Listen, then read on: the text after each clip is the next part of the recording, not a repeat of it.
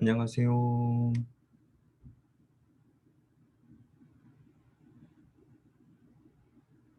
네네. 안녕하세요. 일단 뭐 채팅으로 얘기 드렸는데요. 아직 뭐 신청하신 분들이 바쁘시거나 아니면은 좀 곧 늦으시거나 할 것 같은데 괜찮으시면 저희 뭐 시작을 할게요. 저희 요거 얘기 드리고 어머니 궁금하신 것도 네, 상담도 하시고 하면 될 것 같아요. 괜찮으시면 시작하겠습니다. 뭐, 네, 리드 하시면 돼요. 네, 혹시 제가 이제 뭐 준비한 내용도 있어요. 어머님들하고 이제 말씀 나누기 전에 제가 생각하는 것들을 좀 간단하게 먼저 브리핑을 하고 그 다음에 말씀을 좀 질문하거나 이렇게 답변하는 형태로 좀 진행을 하려고 했는데 혹시 지금 다른 어머님들이 뭐 들어오실 수도 있지만 혹시 학생이 뭐 학년이나 이런 것만이라도 그냥 간단하게 공개를 해주시면 제가 말씀드리면서 그거를 좀 감안하면 좋을 것 같거든요. 네, 어서 오세요. 네, 그래서 그건 채팅으로. 학생이 네, 몇 학년인지 그다음에 지금 어떤 과정을 혹시 공부하고 있는지 정도만 네, 간단하게 네, 네, 네, 네. 감사합니다. 채팅으로 남겨주시면. 네, 어서 오세요. 네, 일단 제가 감안해서 제 생각을 먼저 간단하게 전달 드리는 시간을 처음에 앞부분에 조금 가질게요. 저희가 이제 줌톡이잖아요. 네, 안녕하세요. 어머님들하고 그냥 이게 좀 설명회 같은 좀 딱딱한 형식이 아니라 제가 이런저런 생각을 얘기하고 중간에 어머님들께서 뭐 질문을 편안하게 채팅으로 남겨주시면 돼요. 그때그때 생각나는 질문 있으시면 여기 채팅창에 남겨주시면 제가 이제 후반부나 이렇게 계속 답변을 드릴 테니까 그때그때 생각나는 거 간단하게 남겨주시고 소개부터 해요. 네, 소개를 먼저 하겠습니다. 네, 안녕하세요. 새로 오셨네요. 네, 저는 SM에듀에서 대수 수업하고 있는 한진철이라고 합니다. 반갑습니다, 어머님. 네, 짝짝짝. 네, 저는 뭐 SM에듀 이성민 선생님이고요. 요 원장 맡고 있고요.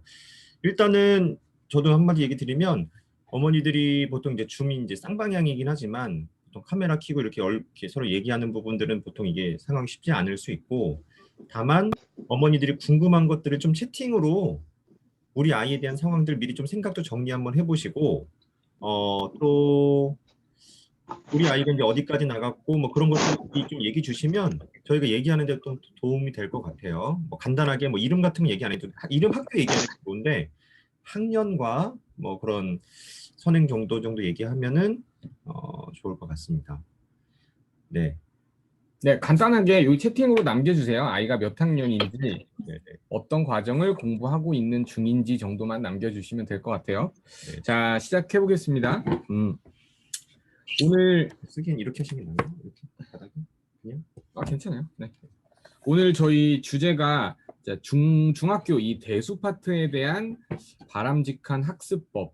자, 뭐 물론 저의 수학을 공부하고 가르치는 사람으로서 저의 개인적인 생각들이지만 네, 많은 강사분들이 아마 공감하는 얘기일 거라고 하고 어머님도 대부분 비슷한 생각들을 하고 계실 겁니다. 저희 이제 이렇게 간단하게 할 거예요. 저희 소개했고요. 그다음에 어떻게 공부하는 것이 대수 파트에 도움이 될 거냐? 이제 뭐 아이들 과정별로 또 특정 단원별로 네, 그런 얘기들 할 거고 마지막으로 이제 저희 질문 받아서 한번 답변해보는 시간을 가질 겁니다. 이제 중학교 대수 쪽이 어떻게 공부하는 것이 효과적이냐? 되게 여러 가지에 좀 초점을 맞춰야 되는데 그 중에 제가 몇 개만 한번 선정을 해봤어요. 그 중에 제가 이제 강의를 시작하는 가장 초기부터 아이들에게 강조했던 부분입니다. 이게 개념과 용어에 대한 학습. 저는 이걸 강조하고 싶은데 제가 아이들에게 이제 처음 수업할 때도요. 이 수학 과목에 대해서 떼겠습니다, 원장님. 떼는 게 좋을 것 같아요. 가장 처음에 강조하는 부분 중에 하나가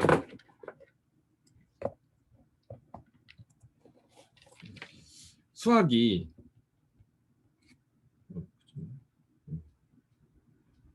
이런 질문을 던져요. 아이들한테. 수학은 어떤 학문이냐? 이 안에 들어갈 정답이 제가 아이들한테 공개할 땐 정의의 학문이라고 하거든요. 정의의 학문. 그러니까 출발이 아이들이 어떤 새로운 내용을 배울 때 정확하게 그 단어에 대한 뜻을, 그 용어에 대한 정의를 공부하는 것부터 중학교 수학을 시작하라고 저는 가르쳐요. 그러니까 이제 수학 교재들에 보면 이렇게 고딕체나 이렇게 좀 두꺼운 글씨로 어떤 단어들이 정확하게 그 정의가 적혀 있단 말이죠. 근데 그 정의를 아이들이 스스로 얘기할 수 있을 정도로 공부하는 것부터 저는 시작이라고 아이들에게 얘기를 합니다. 그러니까 예를 들면 중학교 1학년 과정을 아이들이 맨 처음에 시작하면 자연수 파트가 시작이 돼요. 그죠? 소인수 분해를 배웁니다. 그러면 아이들이 소인수 분해라는 게 정확하게 무엇을 의미하는지, 소수가 무엇인지, 인수가 무엇인지, 소인수 분해가 무엇을 말하는지, 자, 그런 단어들에 대한 정확한 뜻을 공부하는 걸 전 첫 번째로 강조를 많이 해요. 그러니까 어머님들도 아마 동의를 하실 텐데, 그러니까 예를 들면 특정 단원을 아이들이 중학교 1학년, 2학년, 3학년 과정에 방정식을 계속 배우죠. 1학년 때 방정식, 1차 방정식을 배우면서 연립 방정식을 2학년 때 배우고 3학년 때 2차 방정식을 배웁니다.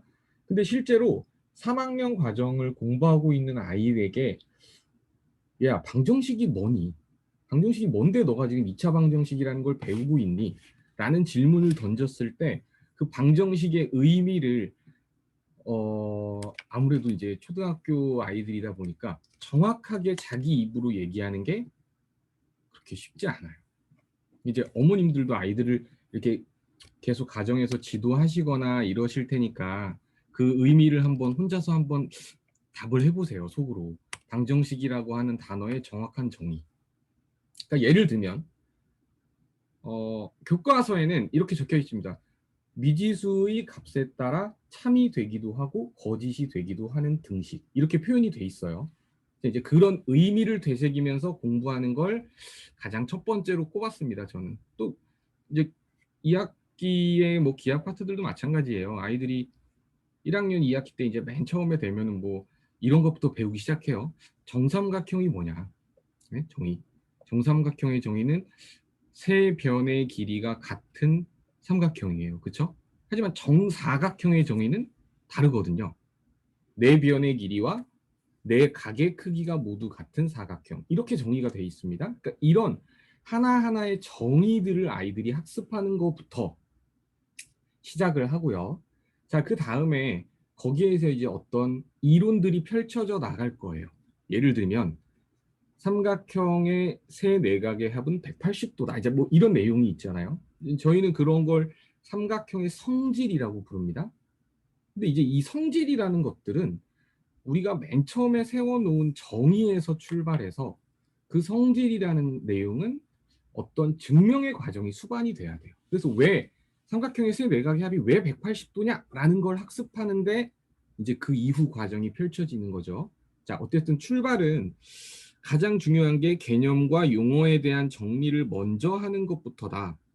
그렇게 중학교 1학년 과정을 시작해야 그렇게 단원별로 한 단원 한 단원 진행이 돼야 아이들이 나중에 더 복잡한 개념을 배워도 흔들리지 않고 그 단원을 이어서 공부할 수 있다. 자, 이게 저의 첫 번째 생각입니다.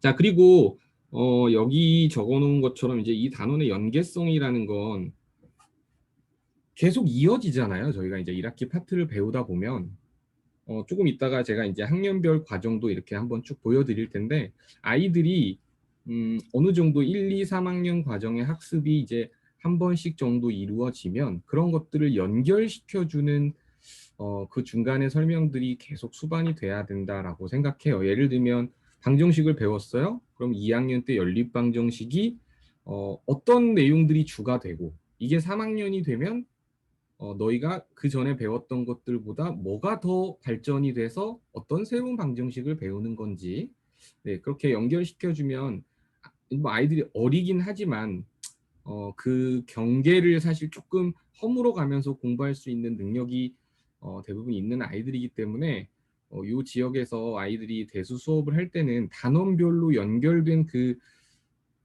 설명을 좀 많이 해주면 아이들이 좀 기억이 나고 내용도 깊게 이해를 할 수 있을 거라고 생각합니다. 그리고 아무래도 제가 지금 말씀드린 내용들은 스스로 아이들이 뭐 학습을 하는 데 있어서는 그렇게 편안한 부분은 아닐 겁니다. 그래서 이제 그게 대부분 강의에서 어느 정도 충족이 돼야 돼요. 그러니까 선생님들이 전달을 하는 내용이 분명히 그런 것들이 뒷받침이 돼야 된다는 말씀이죠. 그러니까 아이가 스스로 집에서 정의를 학습한다거나 아니면 이 단원이 2학년 때는 이렇게 펼쳐지는구나. 이런 것들 아이 스스로 터득하기는 쉽지 않단 말이죠. 이제 뭐 부모님이나 아니면 학원에서 교육을 하는 선생님들의 입장에서 그걸 어느 정도 아이들에게 전달해줘야 하는 그 조금은 일방적인 어떤 수업이 수반이 돼야 된다. 이렇게 일단 정리를 할 수 있고요. 뭐 여기서 간단하게만 어머니 질문하신 부분이랑 해서 제가 좀 약간 첨언을 약간 하자면 일단은 지금 대수학습이든 기하든 뭔가 이제 처음 배울 때 개념을 잘 주요하게 이제 암기해야 될 개념, 용어에 대한 정의들 같은 걸 잘 암기하고 그리고 이제 어떻게 보면 모든 단어를 완벽하게 암기해야 되는 느낌보다 이 부분을 좀 강조해서 여기는 확실하게 알고 요거는 그냥 한번 이렇게 들어보고 넘어가도 돼라는 뭐 파트도 일부 있을 수도 있고 한데 요거를 좀 잘못 요 페이지의 내용을 잘못 강조하면 개념에 갇힐 수도 있다는 생각도 들어요. 뭐냐면 실질적으로 저희가 뭐 국사 공부 뭐 이렇게 어떤 암기형 공부가 아니기 때문에 사실 이런 학습을 하는 데 있어서는 결국은 많은 응용 문제를 풀어내는 게 최종적인 목표인 거잖아요. 수많은 개념들을 다 알고 있고 문제를 못 푸는 아이도 있긴 한 거기 때문에 학습을 할 때 개념에 대해서 어찌됐건 잘 잡고 시작하는 건 당연히 맞긴 하지만 많은 트레이닝적인 문제를 많이 풀어야 되는 것도 맞다. 그러니까 어머니께서 이제 상담 지금 약간 질문 올려주신 분이 백지 테스트가 개념 잡기 좋은지 질문하셨어요. 백지 테스트가 기본적으로 그런 건 거잖아요. 한 개념을 어떤 개념의 체계를 흰 종이에다 다 암기해서 쓸 수 있느냐. 일단 그걸 할 수 있다면 그걸 못하는 친구보다 학습적으로 유리한 위치에 있을 수 있는 것은 맞긴 하나 수학 실력이랑 직접적인 연결이 아주 그러니까 많은 문제를 통해서 그것을 적용하지 못한다면 그렇게 제대로 아주 유리한 위치는 또 아닐 수도 있다라고 저는 생각을 하거든요. 그러니까 이런 얘기를 해요. 개념만 공부할래, 문제만 풀래라고 했을 때 한 친구는 개념만 계속해서 반복해서 공부하고 완벽히 개념을 서술할 수 있을 정도로 모든 개념을 막 써내려갈 수 있을 정도로 완벽히 공부한 친구가 있고 한 친구는 문제만 공부했어요. 문제만. 만약에 극단적이지만 이렇게 했을 때 누구의 수학 실력이 더 높으냐라고 봤을 땐 차라리 저는 후자 쪽이 조금 더 높다고 보거든요. 간단하게 이런 거죠. 운전면허 시험 볼 때 이론만 공부만 계속할래 차라리 기출 문제만 돌릴래라는 전 그런 관점도 비슷할 수 있는데 어느 하나 그렇게 개념을 체크하는 건 좋지만 가끔 어떤 개념에 갇혀 있는 수업의 형태를 유지하고 있는 곳들이 있어요. 정작 숙제는 한 장, 두 장 정도밖에 안 내주고 개념만 수업 시간에 문제도 많이 안 풀고 개념만 정리해주고 개념만 계속해서 암기하고 다 외우면 되게 큰 의미가 있는 것처럼 그 부분은 좀 전 좋지는 않을 수 있다라고 좀 생각은 됩니다. 이 정도 얘기하고 종합적인 얘기들은 뒤에서 또 다시 한번 하나씩 짚으면서 얘기할 거지만 그 해당 페이지에서 얘기되는 부분 중에서 네 이런 거 보면 이렇게 급 끼어서 조금씩 얘기하고 이렇게 약간 계속 교류하면서 해볼게요. 네, 요 질문 남겨놓으신 거는 저희가 요거 간단하게 이야기 마치고 그 다음에 답변 드리도록 하겠습니다. 자, 두 번째로 제가 또 강조 드리고 싶은 건 뭐 다 어머님들이 이제 알고 계실 겁니다. 이게 연산을 어느 정도 아이가 정확하게 해낼 수 있느냐. 네, 근데 또 아무래도 정확성도 필요하지만 당연히 이제 속도도 중요하겠죠. 빠르게 풀어야 되고 또 실수 없이 정확하게 해결해야 되고. 그러니까 이게 대수 수업을 하다 보면 이게 아무래도 처음 기본 과정을 완전히 그냥 어떤 미리 준비된 과정이 없이 그냥 처음에 그 과정을 시작하는 아이들이 연산까지 완전히 처음인 경우는 어머님들 굉장히 드물어요. 그러니까 쉽게 찾아볼 수 없습니다. 그러니까 뭐 그 전에 학습지나 이런 걸 통해서도 분명히 한 번쯤은 노출이 돼서 그 과정을 배우는 아이들이 사실 대다수인데, 아무래도 그 수업을 진행하면서 이 연산에 대한 속도나 정확성을 같이 만들어 나간다는 게 사실 쉽진 않습니다. 왜냐면 저희가 아무래도 이 진도를 나가는 속도나 이런 것들이 아이들이 기초적인 연산을 훈련하면서 그걸 탄탄하게 잡아나가는 과정까지의 그 물리적 시간하고 이렇게 자꾸 맞물리기가 쉽지 않거든요.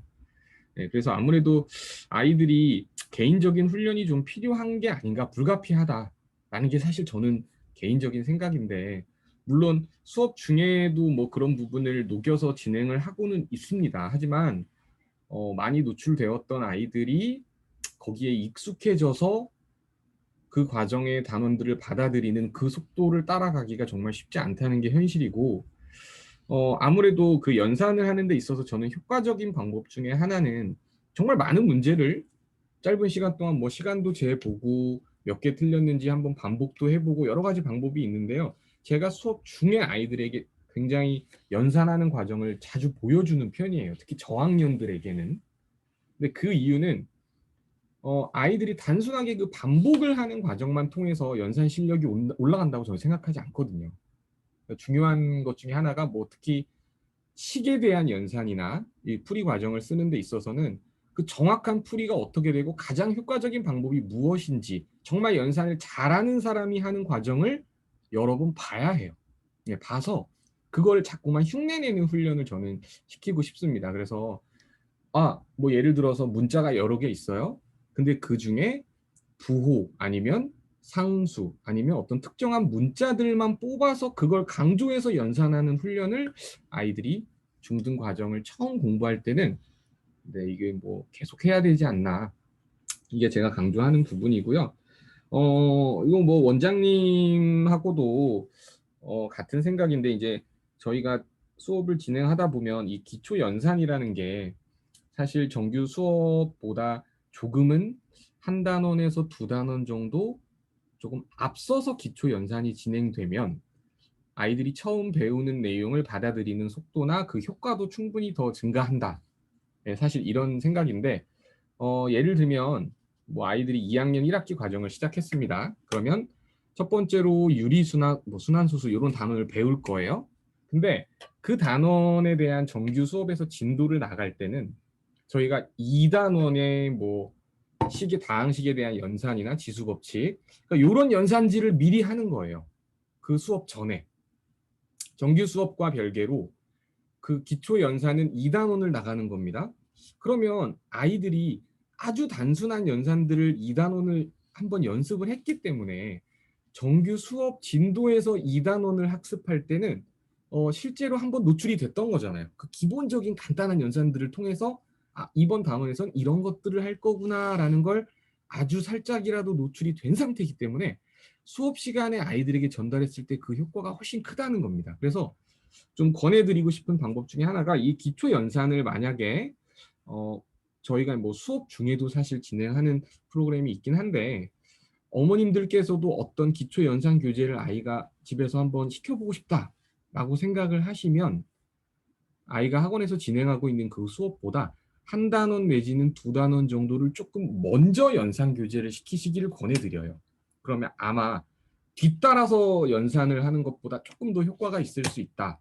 네, 그 부분에 한번 강조 드려보고 싶고, 자, 또 마찬가지입니다. 이게 굉장히 중요한 부분인데, 이게 대수 수업을 하다 보면 아이들의 글씨가 안 잡히는 경우가 참 많습니다. 이게 1, 2학년 정도, 뭐 정말 좀 폭을 넓혀보면 3학년 정도까지는 저는 뭐 가능하다고 생각해요.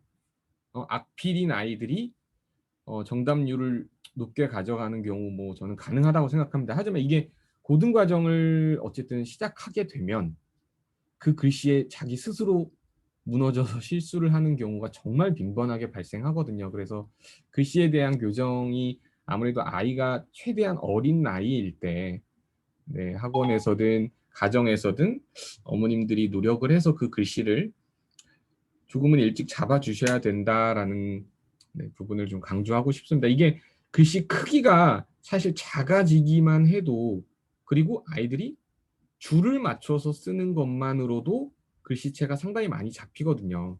네, 요거를 많이 일단 강조하고 싶고요.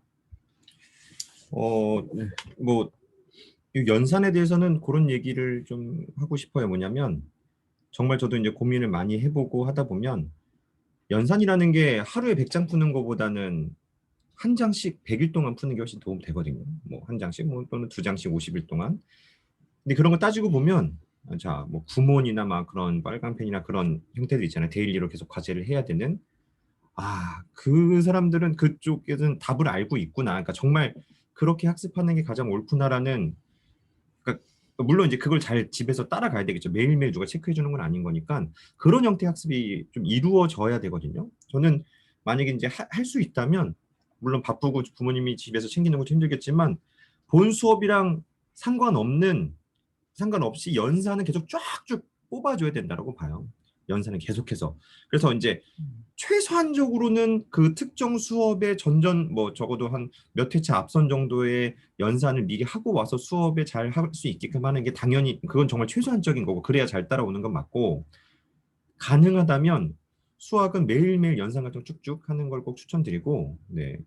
뭐 이거 저희 뭐 어디 광고 받은 건 없어요. 그냥 얘기 드리는 겁니다. 그냥 그렇게 해야 아이들이 연산을 좀 잘 따라오고 글씨 교정은 이게 중요하죠. 이게 저는 뭐 그런 경우도 있었거든요. 이제 이 아이가 글씨가 잡히지 않으면 더 이상 수학 실력이 늘지 않을 가능성이 많다. 뭐 이런 상담도 뭐 학부모한테 이제 드리면 최근엔 뭐 그런 얘기도 들은 적이 있어요. 뭐냐면 아이가 너무 스트레스 받을까 봐 그 부분은 일단 잡아주고 싶지 않다. 근데 이제 이게 그 뭔가 이제 아이를 잡아주는데 이거 좀 한계가 생기거든요. 그래서 이 대수도 그렇고 뭐 기하도 그렇고 어떤 학습에서는 결국은 한 줄짜리 풀이 암산으로 할 수 있는 풀이는 거의 이제 어느 순간부터 없습니다. 그렇게 빠르게 풀고 있다는 건 오히려 더 큰 문제점을 가지고 있는 경우가 많고 과정을 쭉 써내려갈 수 있는 부분이 있어야 하고 그러려면 글씨도 좀 어느 정도 작고 손도 좀 빠르게 움직일 필요가 있거든요.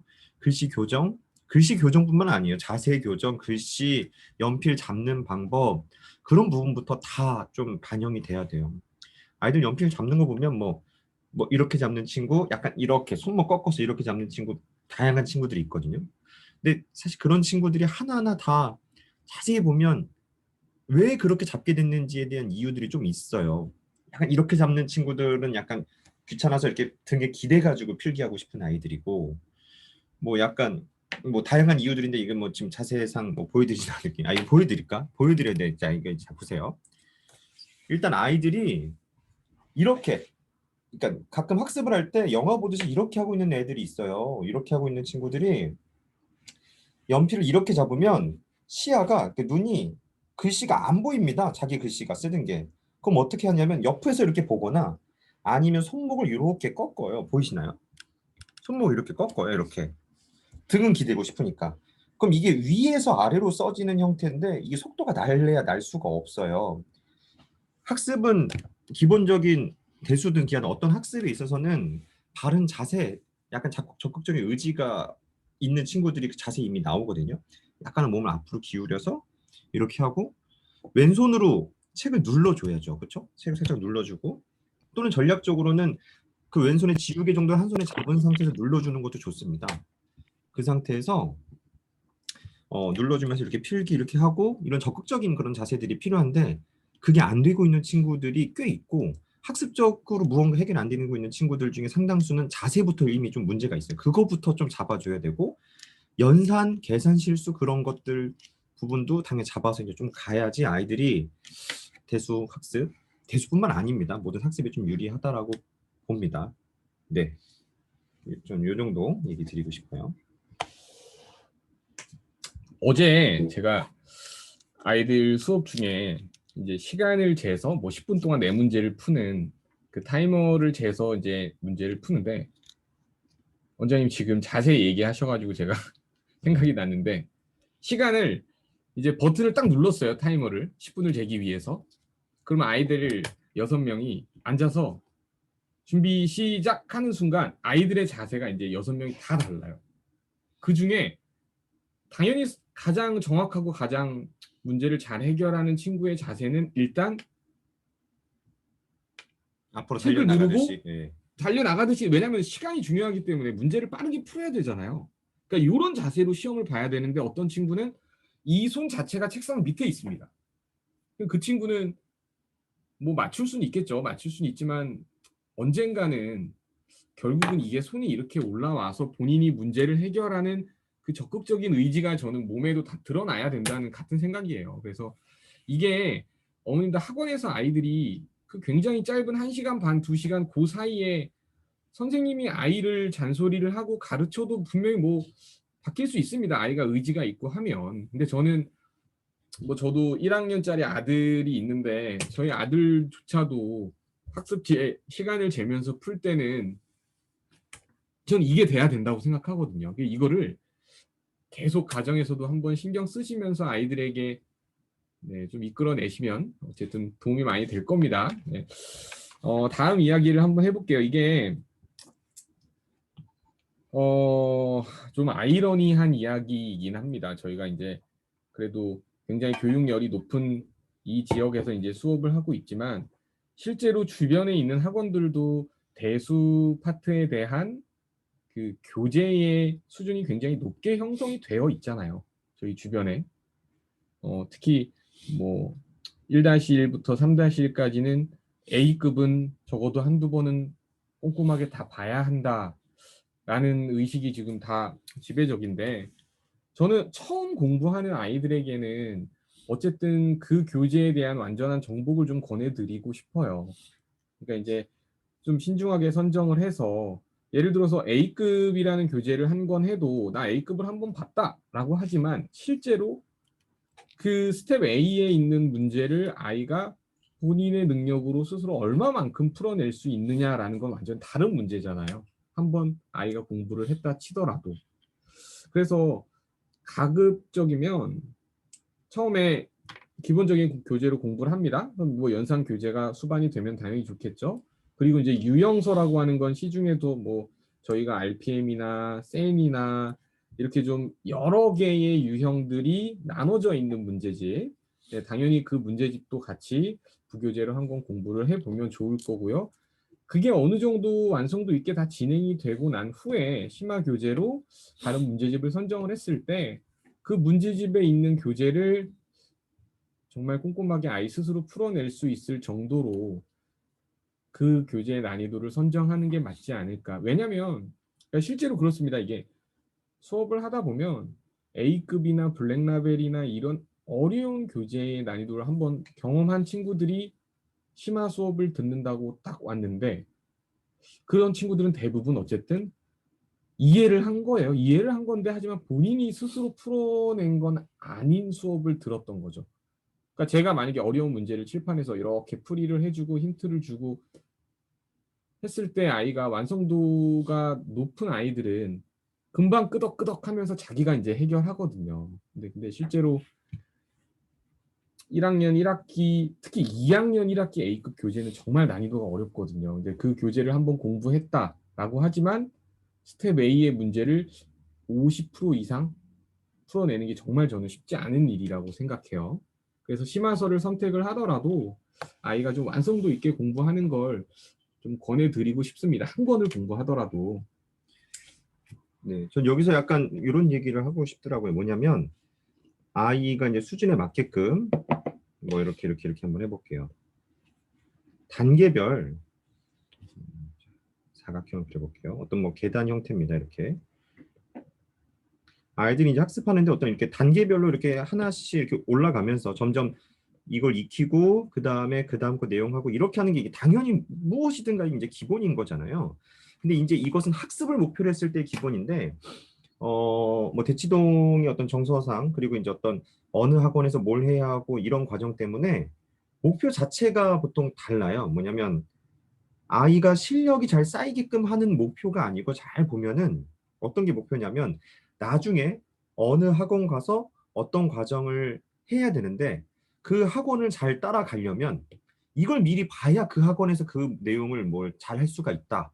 이런 형태가 되면서 이런 형태 교재 커리를 짜게 돼요. 뭐냐면 기본서랑 뭐 A급 수학 이 두 개를 같이 해버린다는 거예요. 그러니까 취지는 이해가 되죠. 뭐냐면 우리 아이가 목표가 어느 학원에 무슨 반에 들어가고 싶어. 근데 그걸 하려면 그 전에 어느 학원에서 무슨 과정을 따라가야 잘한대. 근데 뭐 그걸 하려면 그 전에 A급이나 그런 걸 다 봐야지 이런 커리들을 잘 따라간대. 그렇다면 목표가 시간 없으니까 기본서 하나 학원 A급을 그냥 이끌어 버리는 이 과정에서 저도 뭐 정말 많은 학생들을 봤지만 실제 A급을 받아들이고 이 과정을 통해서 성공한 친구들은 굉장히 극소수예요. 오히려 이 단계가 조금 더 맞게끔 자기의 수준에 맞게끔만 잘 나열되어 있으면 의외로 되게 이제 쉽게 쭉 타고 올라가서 이 최종적인 목적지에 금방 도착할 수 있는데 이 계단을 바꿔 놓으면 아이들이 제대로 된 실력이 잘 쌓이지가 않아요. 그러니까 지금 어머니들은 한번 돌아보실 필요가 있을 것 같아요. 그래서 내 목표가 어느 학원의 특정 반에 들어가는 게 목표인 거냐? 아니면 아예 실력이 쌓이게끔 하는 게 목표인 거냐? 라고 좀 한번 자신에게 좀 되물어봤을 때 혹시 뭐 실질적인 학습이 아니라 어떤 반의 형태나 그 과정, 그게 이제 어떤 그게 목표가 된다면 분명히 거기에서 나오는 약간 모순적인 어떤 컬이나 모순적인 상황을 어쩔 수 없이 가야 되는 그 순간들이 있을 건 거고 그것들이 아이들을 결국은 힘들게 하고 제대로 된 학습, 시간을 버리는 게 아니고 어떤 뭐 자존감도 버려지겠지만 어떤 무기력 여러 가지들이 좀 불균형이 많이 발생하거든요. 정말 많이 봤으니까. 그래서 한번 그런 것들을 한번 점검해 보셔도 좋을 것 같아요. 정말 아이가 학습이라는 거는 하나를 배웠어요. 배우고 그러니까 뭐냐면 배우고 설명 듣고 집에서 이제 문제를 풀어야 되는데 안 풀려서 뭐 과외 선생님이 해주거나 엄마가 해주거나 아이도 스트레스 받다가 결국은 뭐 핸드폰으로 앱 찍어서 하거나 아니면 누구 뭐 답을 몰래 어디서 보거나 찍어서 푸는 능력을 굉장히 키우거나 이런 여러 가지 아니면 상당수를 모르고 다음번에 학원 가서 선생님 필기를 다 옮겨 적어 갖고 오거나 이런 과정은 아이의 실력을 쌓는 부분은 거의 굉장히 낮은 그러니까 아예 안 쌓이진 않겠죠. 조금은 쌓이겠지만 훨씬 더 단점이 많았다라는 얘기를 좀 드리고 싶어요. 계속 사실 저 이 페이지만 가지고 한 시간 얘기했으면 좋겠어요. 막. 네, 그렇습니다. 좀 예도 많이 들고 싶고 주변에 그렇게 공부했던 친구들의 변화나 이런 것들을 사실 좀 어떻게 보여드리면 좋은데 그러니까 실제로 어머님들께서 아이들을 이렇게 공부를 시켜야겠다라는 어떤 부모님들의 약간 교육 철학도 분명히 다 있으실 거예요. 네, 근데 현장에서 수업을 하는 저로서도 저희 아이가 2학년, 3학년이 이제 곧 되잖아요. 그러면 저는 과감한 선택을 할 것 같습니다. 당연히 주변에 있는 다른 어머님들이 우리 아이는 이렇게 시킨다. 네, 그것보다 저의 생각이 저는 어쨌든 가장 중요하기 때문에 그렇게 어려운 교재를 아이가 하면 과연 질리지 않을까? 이 수학이라는 과목에 대해서 어쩔 수 없이 끌려가는 형태의 학습을 해버리면 그 언젠간 딜레마에 빠질 거거든요. 네, 그래서 좀 이 주변에 있는 공부를 어느 정도 능력이 돼서 똘똘하게 잘 받아들일 수 있는 이 친구들에게 가장 하고 싶은 이야기이기도 합니다. 수준에 맞는 교재로서 차근차근 단계를 밟아가면서 그 완성도를 높여가면 후에 무너지지 않을 겁니다. 무너지지 않을 거예요. 어떤 어려운 단원을 공부를 하고 어려운 교재를 하더라도 탄탄하게 받치는 게 있어서 그렇게 권해드리고 싶어요. 한번 깊게 한번 고민을 해보셨으면 좋겠고 그 부분은 자, 요거 이제 어머님 제가 대수 쪽 파트에 대한 그 학년별 요 단원들을 한번 정리해 본 겁니다. 1, 2, 3학년의 1학기 단원들이에요. 현재 2015 개정 교육과정에 맞게. 어머님들께서도 뭐 대부분 잘 이해를 하고 계실 텐데 단원들의 구성이 어머님 이렇게 돼 있어요. 1학년, 2학년, 3학년 쪽에 보시면 첫 번째 파트들은 수와 식에 대한 단원들이라고 생각하시면 돼요. 수와 식에 대한 파트들. 그러니까 어쨌든 새로운 수를 배우고 식에 대한 연산을 아이들이 익숙하게 연습을 하는 거죠. 그 다음에 그 후반부에는 이렇게 방정식 단원, 마지막에는 함수 단원 이렇게 구성이 돼 있어요. 자, 근데 제가 말씀드리고 싶은 건 그 중학교, 고등학교 수학에서 아이들이 배우는 이 수학의 분야를 이제 들어보셨을 거예요. 어머님들께서 이제 대수다, 이렇게 대수학이다라고 하는 분야가 1학기 전체 과정을 얘기하는 건 아니거든요. 이 대수라는 건 어머님 수를 대신한다는 의미예요. 수를 대신한다는 게 무슨 말이냐면 저희가 문자를 사용함으로써 문자를 사용함으로써 미지수를 이용해서 식을 세우고 내가 그 문제에서 요구하는 정답을 찾아내는 과정. 그걸 저희는 대수학이라고 해요. 그리고 이제 이 후반부에는 함수라고 하는 파트는 저희가 이제 함수의 성질을 이해해서 푸는 해석하기라고 생각하시면 되는데 이 대수와 해석하기 1학기 파트의 주가 돼요. 자, 보시면 뭐 수나 어떤 식에 대한 연산은 어머님들께서도 이렇게 아이들을 지도해 보시면 뭐 똘똘하게 계산 잘하고 잘 해결하는 분야들이 1, 2단원에 포진이 돼 있어요. 근데 이제 이 방정식 단원부터는 여기 1학년 1학기 쪽에 여기 보시면은 1차 방정식 파트 있죠. 1차 방정식 파트의 후반에 보시면 이게 방정식의 활용 파트가 있습니다.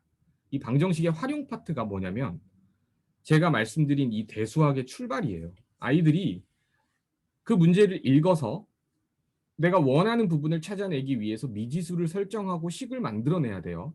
근데 이 방정식의 활용 파트에 보면 굉장히 많은 유형의 문제들이 포진이 돼 있죠. 뭐 농도 문제가 최근에는 교과서들에서 이제 많이 없어졌는데 이 생각을 해보시면 아이들이 원가나 정가에 관련된 문제를 저희 초등학교 예를 들면 3학년, 4학년 이런 친구들이 풀어낼 수 있나요? 쉽게?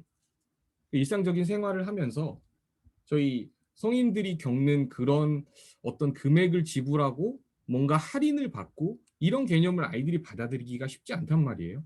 제가 생각하기엔 그래요. 오히려 어떤 소금물이나 이런 농도에 관련된 문제는 아이들이 고민하면서 더 쉽게 풀어낼 수 있어요. 미지수를 설정하고 방정식을 만들고.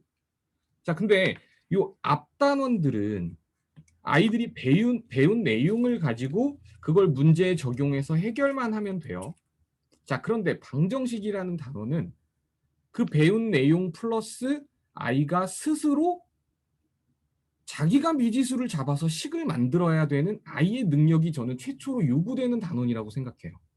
그런데 이 방정식의 활용 파트를 꼼꼼하게 학습을 하지 않고 자, 그 다음 정비례, 반비례나 요 그래프 쪽으로 넘어갔다고 가정을 해봅시다.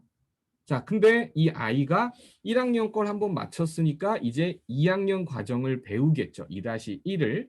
이 친구가 또 1, 2단원은 괜찮게 해요. 근데 부등식을 배우는 순간 부등식 활용 문제에서 이제 또 턱 막히는 겁니다. 다들 아시겠지만 이게 1학년의 방정식 활용 파트 문제들이 패턴이 그대로 반복이 되거든요. 연립방정식의 활용 마찬가지입니다. 이제 1차 함수를 배웠어요. 근데 이게 1차 함수에서도 잘 보시면 미지수를 설정해서 식을 세워야 해결할 수 있는 심한 문제들이 여기서 등장을 해요. 이 친구가 1학년, 2학년 과정 마쳤어요. 3학년 과정을 공부를 했다고 칩시다. 이제 2차 함수 활용 문제들은 그 까다로운 문제들의 대부분이 미지수의 설정과 방정식을 통한 해결이거든요. 해석학 문제들이 대수적인 풀이가 수반이 되어야 해석할 수 있는 단원들이 이제 후반부에 나오는 거죠. 자, 여기서 만약에 고등과정으로 넘어갔다고 쳐볼게요. 그 친구는 이제 무너지는 겁니다. 예제, 유제 문제들은 이해될 거예요. 선생님이 풀어주시니까. 하지만 아이가 연습 문제를 다뤘을 때 선생님이 풀어주는 내용이나 기본적인 건 아이가 스스로 할 수 있어요. 하지만 아이가 스스로 문제를 풀어낼 수 있는 능력은 현저하게 떨어지는 겁니다. 저의 개인적인 생각은요. 그 출발이 1학년 1학기 과정의 방정식의 활용 파트부터였다고 사실 좀 주장을 하고 싶어요. 아이가 문제를 읽어서 그 원하는 부분을 찾아내기 위한 조건들을 해석하고 분석해서 미지수를 잡고 식을 만들어낼 줄 아는 능력이 여기부터 시작이거든요. 그래서 1-1 공부를 하고 2-1 과정을 이제 공부를 하는 아이들한테 저는 사실 처음에 좀 정리를 많이 해주는 편입니다. 그 방정식 활용 파트에 아이가 문제를 해결할 수 있는 능력이 어느 정도 되는지.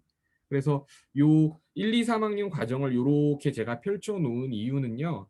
뭐 한눈에 잘 보시라고 해놓은 것도 있지만 사실 제일 강조하고 싶은 단원이 요 단원이에요.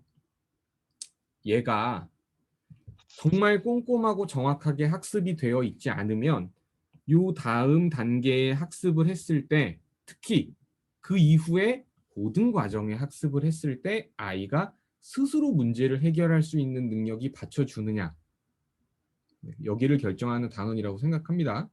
네, 아이들한테도 수업 중에 사실 강조를 많이 하는데, 네, 혹시 뭐 원장님은 어떻게 네, 생각을 하시는지. 음, 아니 여기서는 뭐 특별히 뭐 많이 드릴 얘기는 없고요. 보면은 그런 것 같아요. 무엇을 배우든 확률 문제는 다 똑같거든요. 어차피 거속시 문제, 소금물 문제, 그리고 뭐 이제 뭐 활용 문제 막 여러 가지들 있죠. 뭐 터널 통과하고 이자하고 몇 년 후에 나이에 관한 뭐 문제들도 있고 이제 그런데 결국은 어떤 단원에서도 그 활용 그러니까 뭐냐면 활용을 한번 잘하면 그 후로는 모든 단원은 확률은 그 활용은 다 잘하거든요. 왜냐하면 새로운 개념 하나만 추가됐고 응용은 다 똑같은 거여서 그래서 그 활용 부분에 대해서는 뭐 강조해야 될 부분이 좀 부족함이 없죠. 특히 이제 뭐 개념을 익히거나 뭐 그런 어떤 미지수를 잡을지나 그런 것도 잘 중요한 거고. 참고로 어떤 미지수를 잡느냐에 따라서 문제의 난이도가 확 달라지잖아요. 그리고 어, 요 얘기는 지금 여기서 한번 해보고 갈까요? 요거 어때요? 요거 제가 읽어드릴게요. 원가, 정가, 이자를 이건 됐고 소금물을 그림을 그려서 푸는데 그림을 그려서 푸는 것도 좋은 방법인가? 저의 개인적인 생각은, 저는 어머님 그 수업 중에 아이들이 소금물 문제를 풀 때는 무조건 그림을 그리게 얘기를 합니다. 근데 이제 그 그림의 형태도 뭐 선생님들마다 많이 다르실 텐데, 제가 여기에 간단하게 보여드리면, 이게 이제 좀 기본적인 문제들의 경우에요. 소금물 문제도 유형이 여러 개가 있을 텐데, 잠깐만요. 추가를 하나. 어떤 새로운 페이지요? 네. 새로운 페이지는 페이지는 여기서 네, 추가. 백지였고요.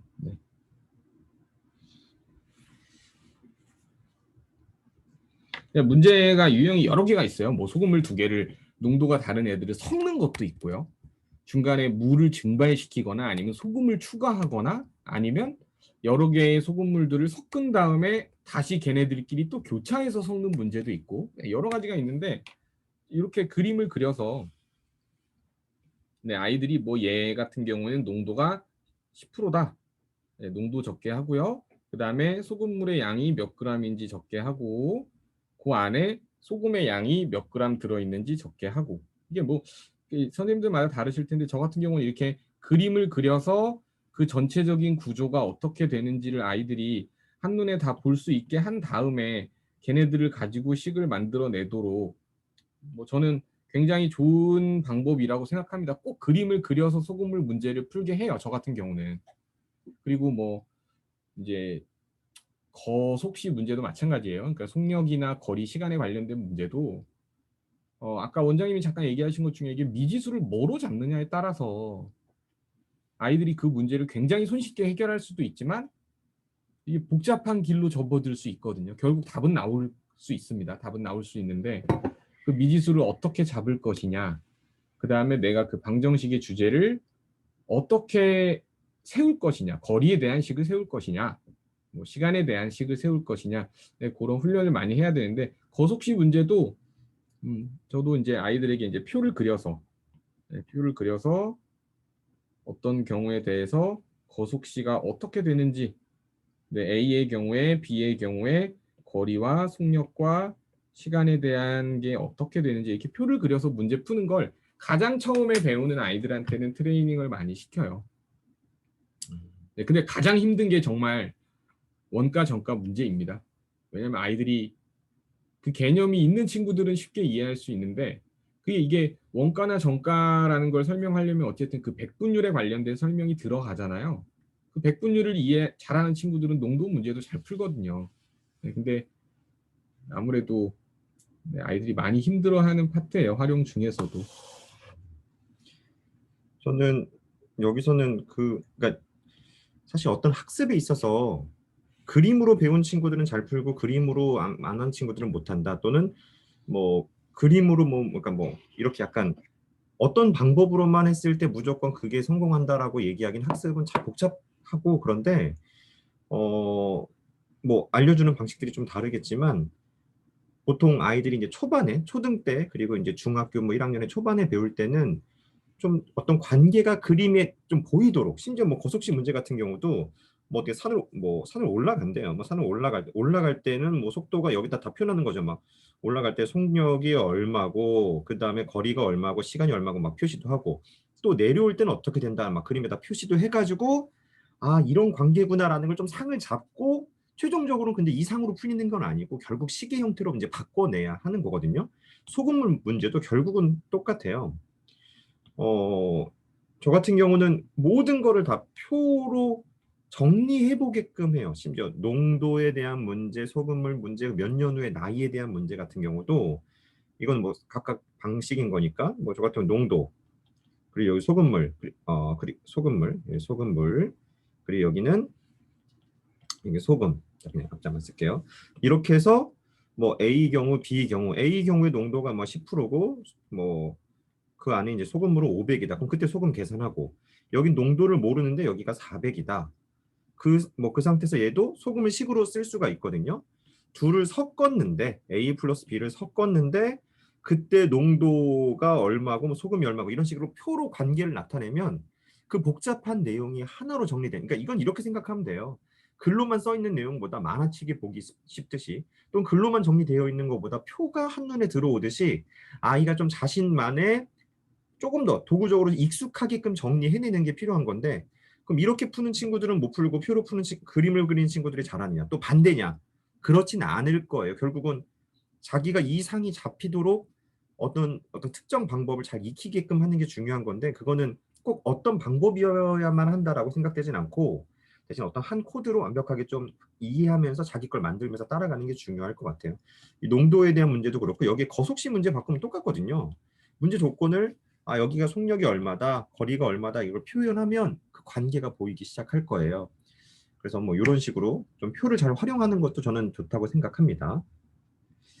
오답 이 얘기는 이따가 후반에 정리하고 아, 네. 네. 자, 그러면 뭐 다음 얘기를 제가 짧게만 하겠습니다. 여기 너무 그냥 설명이 길어지는 것 같아서 어머니 그 단원별에 대한 학습인데 제가 말씀드린 앞부분에 그 내용이 그대로 네, 여기 정리해 놓은 거예요. 그러니까 수나 어떤 식에 대한 건 연산 파트이기 때문에 기본적인 내용 배우고 아이가 트레이닝하는 시간이 물리적으로 필요하고 거기에 속도와 정확성을 수반하는 어떤 훈련의 과정이 있어야겠죠. 그리고 선생님이나 아니면 효과적으로 계산하는 사람의 그 방법을 모방하는 그런 과정이 뒷받침이 되면 좋을 거다. 대신 이 파트들 역시 아까 강조한 것처럼 용어에 대한 확실한 정리가 필요하다. 이게 제 개인적인 생각이고 방정식 파트는 그 후반에 아이가 배우게 될 그 대수나 해석학 1학기 관련된 단원들의 심화 문제 해결력 결정하는 가장 큰 파트라고 생각합니다. 특히 활용 부분 다시 한번 강조를 드리고 마지막으로 이 함수라는 단원이요. 저희가 지금 교육 과정이 이제 굉장히 변화무쌍하게 계속 바뀌는데 그 중에 가장 큰 틀도 저는 함수라고 생각합니다. 지금 현재는 1학년 과정에서는 좌표 평면이나 정비례 관계만 다루고 있어요. 그러니까 1학년 과정에는 어머님들 함수라는 표현 자체가 등장을 안 합니다.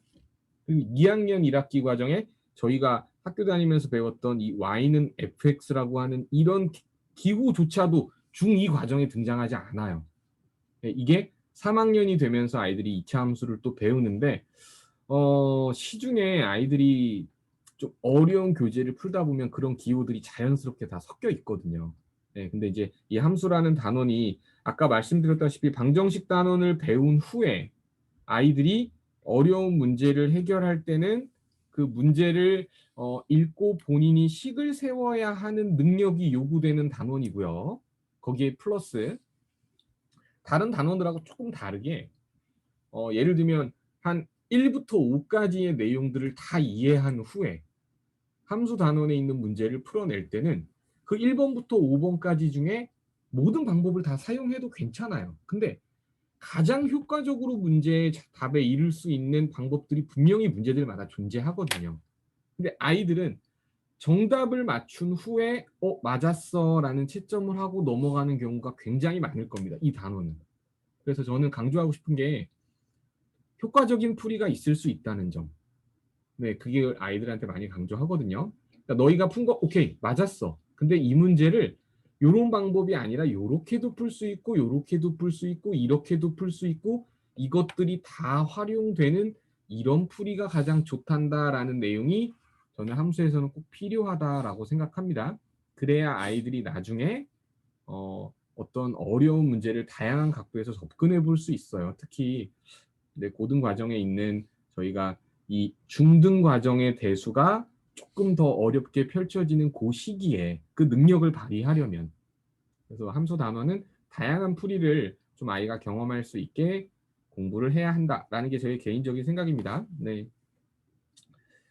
요 페이지는 그냥 정리를 한번 해본 건데요. 네, 방정식 쪽은 어쨌든 활용 문제를 아이 스스로 고민하고 해결해낼 수 있는 능력을 키우자. 함수 쪽은 다양한 방법으로 문제를 해결한. 이게 오늘 제가 줌톡에서 어머님들한테 드리고 싶은 가장 큰 두 가지 포커스예요. 활용 문제 고민 많이 해서 스스로 해결할 수 있도록. 네, 함수 문제는 다양한 풀이가 존재할 수 있다는 걸 아이가 느끼고 네, 그 풀이 과정을 중간중간 효율적인지 점검을 꼭 받아야 한다는 거. 네, 이렇게 강조드리고 싶고 질문을 여기 남겨주신 것들을 정리를 조금 했는데요.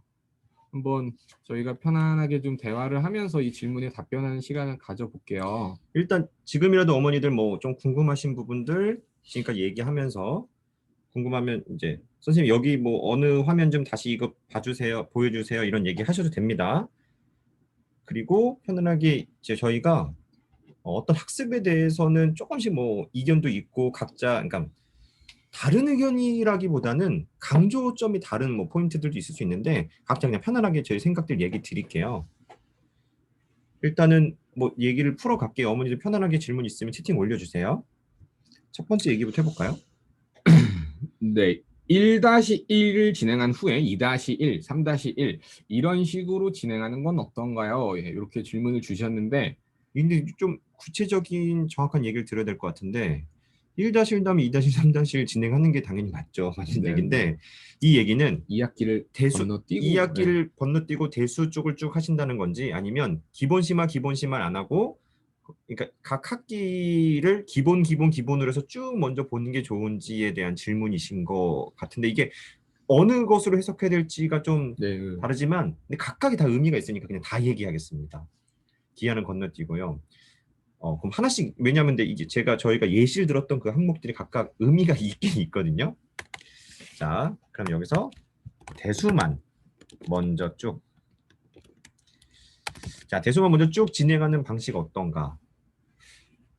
어떻게 생각하시나요? 저는 일단은 이게 대수만 먼저 쭉 하면 대수만 먼저 쭉 잘하겠죠. 그러니까 근데 이제 그 기하와 대수 이게 사실 이게 보면은 중등의 절반을 도형으로 채운 것도 참 신기한 거예요. 고등 가서는 고등을 이제 기하 도형을 이렇게 많이 안 쓰잖아요. 어떻게 보면 응용은 많이 써도. 근데 왜 절반이나 채웠을까요? 결국은 또 필요하고 그런 응용 능력이나 어떤 사물을 바라보고 개념을 연계성 있게 보는 능력들이 다 자극에 필요하기 때문일 건데 다 중요하긴 합니다. 근데 특정 어떤 내용 위주로 하게 되면 그걸 잘하는 건 괜찮긴 한데 도형을 바라보거나 그 관련된 대수에서도 도형 응용 문제들이 또 일부 나오거든요. 그런 부분에서는 당연히 일단 약점은 나올 거예요. 대신 뭐 장점이라고 한다면 어떤 식으로 푸는 많은 문제들에 대한 어떤 도구적으로 사용할 수 있는 부분들이 충분히 트레이닝 되고 기하를 배우면 기하 배울 때 조금 더 대수가 걸림돌은 되지 않으니까 편안할 수 있지만 뭐 꼭 좋다라고만 얘기 드리긴 애매할 것 같아요. 다만 이런 건 있어요. 뭐냐면 일명 저 이제 대수만 쭉 하는 게 저게 이제 또는 기하만 쭉 하는 게 계통 수학의 형태가 될 수가 있는데 자 보세요. 뭐냐면 중1, 중2, 중3의 기하를 쭉 보는데 좀 빠르게 이런 내용이고 이런 내용이고 이런 내용을 쭉 브리핑하면서 전체적인 큰 그림, 학습에서의 큰 그림과 강조점들을 잡아가면서 이건 이런 거고 이 개념이 이렇게 관련 있고 그런 어떤 정말 계통적인 의미의 좀 압축적인 정리를 하는 수업이다. 약간 거의 어떻게 보면 심화에서는 그것이 정리의 형태인 거고 앞쪽에서는 그 내용이 약간 사고력처럼 전체적인 상을 미리 보여주는 건데 그거에서는 대수만 쭉 하는 건 의미가 있긴 있는데 정말 학습이라는 부분에 있어서는 좀 종합적으로 하는 게 전 당연히 도움이 될 거라고 생각은 됩니다. 그리고 이것도 한번 얘기해 볼까요? 잠깐만. 그 기본만 이해되시나요? 그러니까 1-1 기본, 2-1 기본, 3-1 기본만 쭉 한번 보는 거예요. 대신 이거는 한 과정당 적어도 2-3개월씩은 보겠죠. 일단은 잠깐 대수만 먼저 쭉 제가 얘기했으니까 대수만 먼저 쭉에 대해서 진철 씨. 어머님이 혹시 자녀분이 1-1을 어떤 수준까지 공부를 한 후에 2-1을 공부하는지 저는 그것도 중요한 것 같거든요. 그러니까 기하를 건너뛰는 거는 어쨌든 가능하다고 생각합니다. 가능한데 이게 또 반대는 쉽지 않다고 생각해요. 저는. 왜냐하면 앞에 도구적인 걸 생략하고 2-2를 배운 다음에 3-2를 배우면 아이들이 어쨌든 연산이나 이런 것들이 안 되는 경우가 있기 때문에 그게 뭔가 서브로 존재해야 되거든요. 근데 1학기 쪽만 공부하는 건 아이가 완성도 있게 1-1을 공부했다. 그럼 2-1 공부하는 거 저는 권해드려요. 실제로 그러기도 하고. 네, 근데 그 1-1을 어떤 교재로 어떤 완성도까지 공부를 했느냐 반드시 점검해 볼 필요는 있다고 생각합니다. 1-1 중일 네, 과정까지는 답변을 주셨는데 이 질문하신 분이 중일 과정까지는 다 심화까지, 기하 대수 심화까지 했다. 했고 이제 곧 중학교 2학년 들어가야 되는데 대수를 할지 뭐 그런 부분이 고민이신 건가 보네요. 그렇죠? 네, 저 개인적으로는 2-1 학습 후에 3-1 나가는 거 괜찮다고 생각해요. 괜찮다고 생각하고 2-1도 대신 심화까지 진행이 되면 더 좋을 것 같고 3-1을 하기 전에. 네, 근데 그 사이에 아마도 아이가 뭐 그런 경우가 있어요. 심화 문제들을 보면 심화 문제도 저도 개인적으로 이제 굉장히 여러 가지 종류로 심화 문제들을 구분을 하는데 예를 들면 심화 문제들 중에서 이제 여러 개의 단원들이 섞여 있는 문제가 있습니다. 예를 들어 그래프 문제, 함수 문제인데 그 안에 도형이 들어 있고요. 또 그 도형을 심지어 닮음을 써서 해결해야 돼. 근데 어떤 문제는 확률을 물어보네요. 그러니까 이런 단원들이 섞여 있는 경우에는 해결하기 어려울 수 있죠. 하지만 그 심한 문제들이 아닌 기본적인 내용을 배우고 아이들이 트레이닝을 하는 연산의 과정을 하는 데는 큰 무리는 없을 거라고 생각합니다. 필요하다면 그렇게 진행하시는 것도 나쁘지 않다고 생각해요. 근데 이제 이게 기본 과정만 만약에 한다.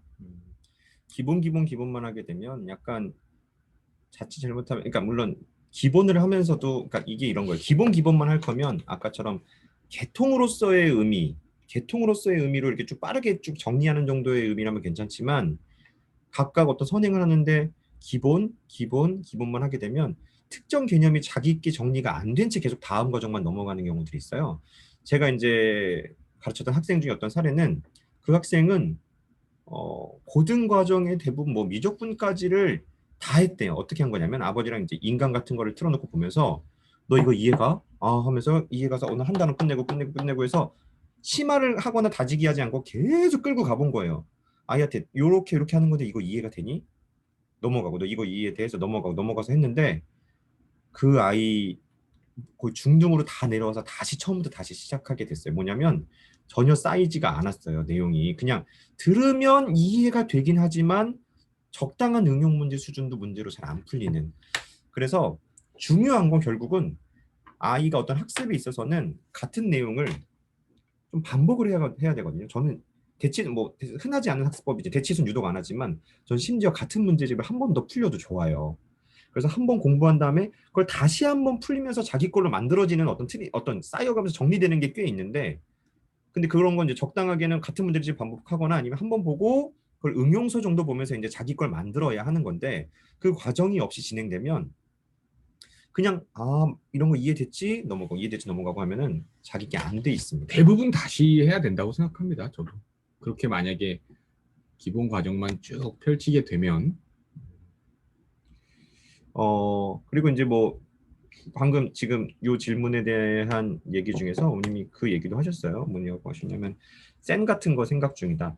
저는 센이 정말 유형 많이 하고 참고로 센은 기본서 아닙니다. 참고로 어머니 이게 대치에서 어머니들이 가장 쉽게끔 내려가고 약간 난이도별로 쭉 문제 좀 나열했을 때 그래도 이 정도부터 시작해야지 너무 쉬운 거 할 필요는 없잖아. 약간의 그래도 응용력도 있고 한 문제를 하고 싶다라고 해서 내릴 수 있는 문제집 중에서 거의 센이 가장 낮은 편인 문제집이긴 한데 일반적으로 원래 센은 뭐 대치 기준 말고 다른 지역에서는 해당 학년 만약에 중학교 2-1 센이다. 2학년 학생들이 학교 시험 대비를 할 때 막 풀면서 모르는 거 정리하고 뭐하고 질문하고 하면 그 정도 수준은 원래 문제집이거든요. 결코 쉽지는 않아요. 근데 이제 또 센 문제집의 장점과 단점이 있는데 유형별 하기 좋지만 자칫 잘못하면 그 위에 그 유형에 대한 개념과 공식 같은 게 써 있거든요. 한 파트씩. 잘못 공부하면 규칙 따라하기 공부를 하는 경우들이 있어요. 이런 규칙이 있구나. 따라하면 거의 다 풀려요. 하나 정도만 잘 안 풀리거나 응용이 들어가니까. 그렇게 해서 그냥 위에 있는 규칙만 어느 순간 따라하다 보면 그게 개념을 이끌어주면서 아이 걸 만들어주는 게 아니라 아이는 어느 하나 개념을 머릿속에 남지 않고 순간순간의 규칙만 따라하는 학습을 한 경우들도 꽤 있어요. 네. 넘어갈까요? 아까 네. 백지 테스트는 얘기를 좀 드렸는데 저만 얘기했으니까 혹시 더 얘기하실 부분이 있을까요? 백지 테스트가 굉장히 올드한 방식이잖아요. 어떻게 보면. 그러니까 한 페이지 안에 아이가 개념을 쓰면서 뭐 예를 들어서 2차 방정식이 무엇인지 쓰고 풀이 방법 세 가지가 어떻게 되는지 쓰고 예를 들어서 설명하면서 근해 공식을 유도해봐라. 뭐 이제 이런 차원의 문제인데 아니에요. 그러니까 여기서 그러니까 이 백지 테스트를 강조하는 선생이 있는데 네. 이 선생은 일반적으로 뭐냐면 그,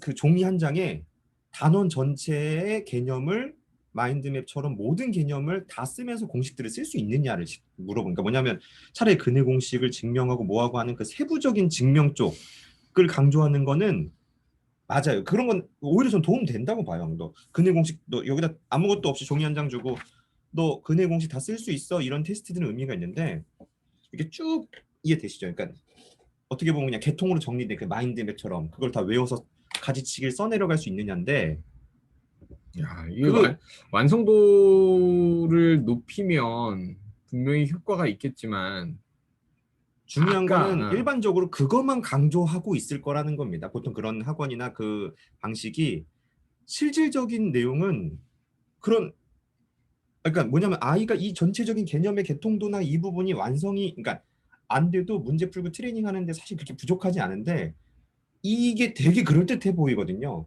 그럼 그게 현혹돼서 결국은 그러니까 개념 정리나 주요한 암기들은 당연히 되고 이제 트레이닝 해야 되는데 차라리 주요한 내용들을 빈칸 채워서 그걸 채울 수 있는지나 어떤 틀을 갖추고 하면 되는데 보통 그 틀조차 없이 그냥 종이 맨종이 하는 게 그냥 암기 이해 그러니까 암기에 너무 지나치게 좀 치중돼 있고 그걸로 인한 학습 시간을 너무 많이 잡아먹어요.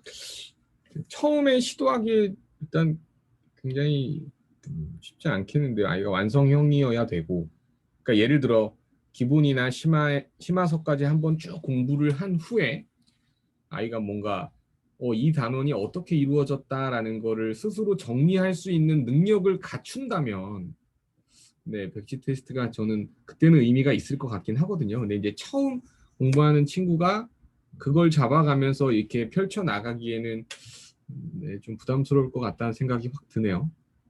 그러니까 보통 뭐 저도 뭐 학원 이름을 굳이 뭐 어디를 얘기하시는지 아니까 근데 정말 아이가 문제를 바르게 푸는지 뭐 하는지 그런 거를 제대로 잡는 게 일단은 되게 중요한 거예요. 그러니까 근데 이제 이런 건 거죠. 그러니까 뭐 어떤 계통으로 정리하고 마인드맵하고 이런 것들을 아이가 혼자 다 써내려갔다. 아이와 부모님 다들 주변에서 보면 오 하는 내용인 거긴 한데 그렇게 학습 중요한 거는 그러니까 그것도 하고 많은 양의 문제를 풀고 뭐하고 이렇게 하면 좋은데 보통 그곳에만 강조되어 있는 학습은 일반적으로 아이 실력이 잘 늘진 않아요. 약간 그렇게 얘기 드리고 싶고 자 한자 배워야 하나요? 재밌는 질문 이거 이 재밌는 질문인 것 같아요. 한자 먼저 얘기해 보시죠. 한자를 배워야 하는가? 한자 뭐 개인적으로는 크게 의미가 있을까 싶습니다. 한자 뭐 예전에 하이 레벨이 그랬나요? 네, 정석도 그랬고 뭐 저희 교재 한자들이 많이 적혀 있었잖아요. 근데 최근에는 다 없죠. 이제. 네, 다 없어졌고 네, 중간중간 그 중요한 의미나 이런 것들은 아이들에게 간단하게 전달해도 충분히 받아들일 수 있는 용어나 이런 것들이 많기 때문에 이것도 저도 되게 후반 과정인 것 같아요. 뭐냐면 말 그대로 이제 이건 언어학 수준으로 갈 때, 그러니까 수학을 넘어서 사실 저희가 쓰는 단어들 보면 얼마나 저희가 그 단어들의 의미를 알고 있을까요? 이 어떤 사소한 것들 하나조차 어떻게 보면 한자로 해석했을 때 그것들이 어떤 의미를 담겨서 만들어지는지는 의미는 있기는 한데 그걸 위해 한자 공부를 해야 하는 거 오히려 이건 이런 의미야. 때로는 그런 의미가 당장은 중요하지 않기도 한 거예요. 선생님 방정식이라는 거는 어떤 한자로 이루어졌고 그것이 어떤 의미가 갖고 그러니까 그게 아니어도 당장에 어떤 내용을 배우고 미지수 잡고 하는 일단 수학에선 그 부분이 좀 중요한 부분인 건데 그래서 저는 그러려면 뭐 하려면 한자를 배워야 돼. 저는 근데 만약에 뭐 아이가 수학이랑 별개로 어차피 이제 중국의 영향력도 점점 커지고 한자를 좀 보는 눈이 있으면 중국이든 일본이든 여러 가지 학습이 유리한 거잖아요. 그렇다면은 한자 공부 같은 걸 미리미리 좀 하면서 우리 언어의 어떤 숨겨진 뜻이나 그런 깊은 의미도 알아볼 수 있는 거는 수학과 독립적으로 있으면 좋긴 한 건데 수학을 위해서 한자를 배워야 하느냐라는 부분에서는 저는 오히려 노에 가까웠다고 얘기하고 싶어요. 오히려 수학에 좀 더 집중을 해라 그 시간에라고 얘기를 드리고 싶네요. 저는 오히려 한자보다는 영어 쪽에 대한 학습이 훨씬 더 의미 있다고 생각합니다. 아이가 그리고 중국의 영향력이 더 커지지 않을까요? 그러니까 실제로 대학을 가서 네. 아이가 뭐 수학 과정을 살려서 전공 서적을 보게 되더라도 뭐 대부분 다 원서로 공부를 하게 될 거고 네. 오히려 한자보다는 이게 지금 이 아이들이 그러니까 저도 이제 당연히 이제 영어 쪽이나 그게 왠지 문화적으로 우리가 좀 익숙하고 편하고 왠지 중국에 대한 긍정적인 이미지도 있지만 부정적인 게 좀 더 많지 않나요? 뭐 폭탄 빼고 다 터진다든가 의자 책상 빼고 다 먹는다든가 뭐 그런 얘기들이 있잖아요. 근데 이제 어찌됐건 뭐 이 부분은 선택하시면 될 것 같은데 꼭 수학에서 한자만을 추천하고 싶지는 않습니다. 네. 요건 아까 그림 답변을 얘기했고 드렸고 그러면은 됐고 요거 가볼까요? 재밌네요. 이런 얘기들 하는 게 좀 재밌는 것 같아요. 어머니들과. 개념 유형 문제를 잘 풀고 이해합니다. 심화 어려운 문제는 익숙하게 여러 번 반복해서 암기하다시피 해야 할까요? 심화 문제를 잘하는 방법을 알려주세요. 어머님 제가 그 심화 문제의 경우에 아이가 풀이 과정을 암기한다라는 경우는요.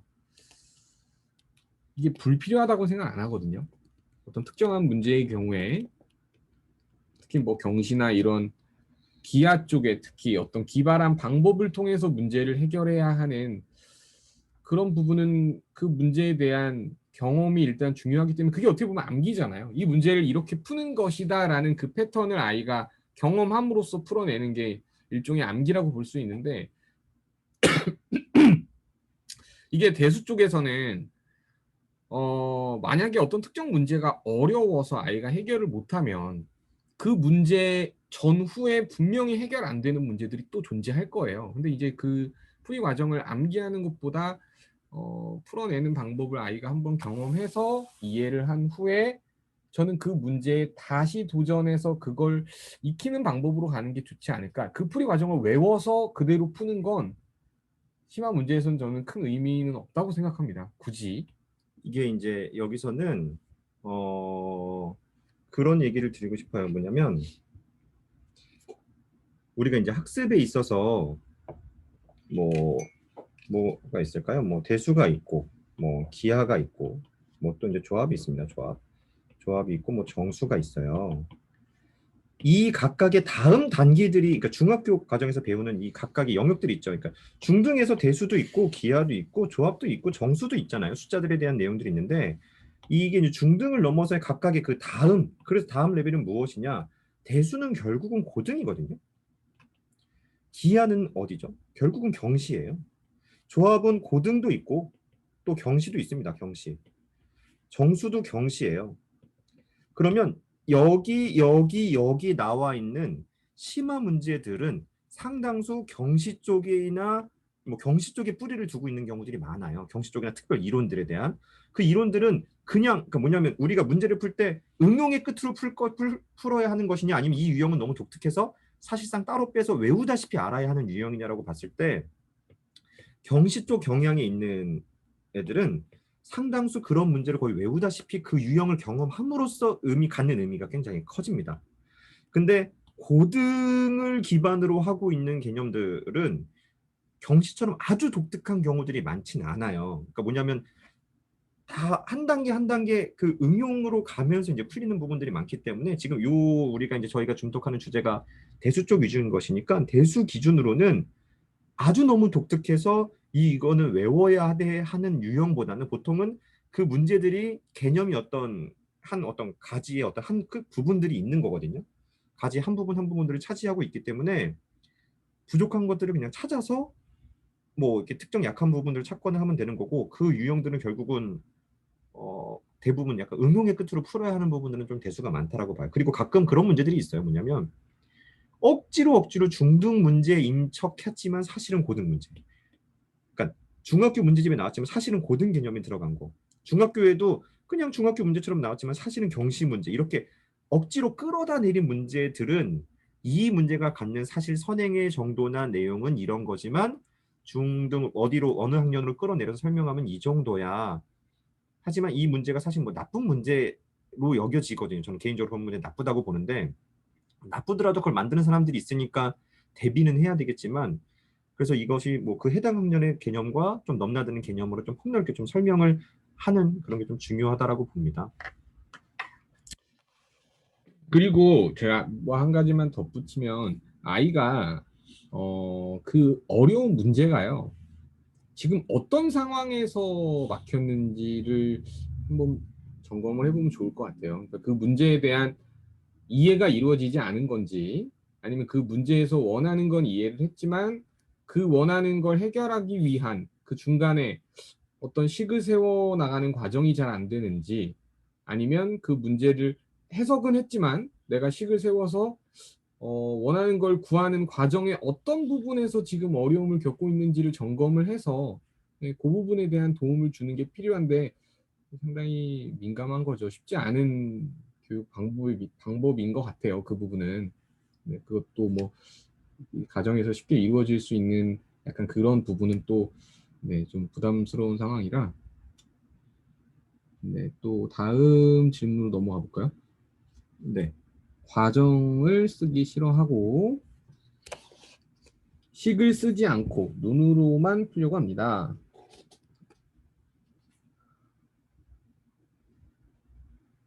밑에 질문을 하신 것도 조금 맥락이 비슷하다고 볼 수 있을 것 같아요. 과정을 쓰지 않고 눈으로만 풀려고 하는 아이, 그리고 좀 독특하게 자기만의 방법으로 문제를 풀어나가는 아이.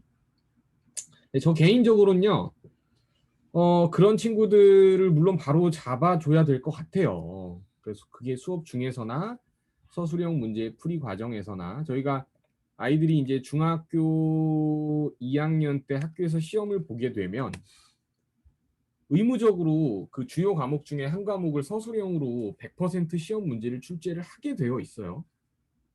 그러면 그 학교에서 선생님들께서 대부분 그 문제를 거의 수학 과목으로 이제 치우치게 대부분 결정을 하십니다. 그래서 이제 1학기, 2학기, 중간, 기말 이 4번 시험 중에 한 번을 그 80점 이상을 서술형 문제로 아이들이 지금 실제로 치르고 있어요. 그러면 그 풀이 과정에 대한 게 분명히 그때는 드러날 거예요. 아이가 제대로 쓰지 않기 때문에. 근데 어쨌든 저희는 그 전에 그걸 바로 잡아야 되는데, 그게 수업 중에 뭐 서술형 평가나 이런 것들을 통해서 한 4~5문제 이렇게 점검을 하는 것만으로 진짜 충분하지 않잖아요. 근데 실제로 고등이나 이런 중3 과정의 후반부 문제들을 풀다 보면 아이가 스스로 벽에 부딪히고 뭔가 느끼는 점이 있을 텐데, 참 질문하셨지만 이게 답변하기가 참 쉽지 않은 내용인 것 같아요. 아이가. 근데 이제 그 밑에 질문 중에 비슷한 질문을 또 하셨는데, 이게 신기하게 푸는 아이, 자기만의 방식으로. 그러니까 그 친구도 어떻게 보면 풀이 과정을 쓰지 않고 본인 머릿속에서 이렇게 이루어진 거잖아요.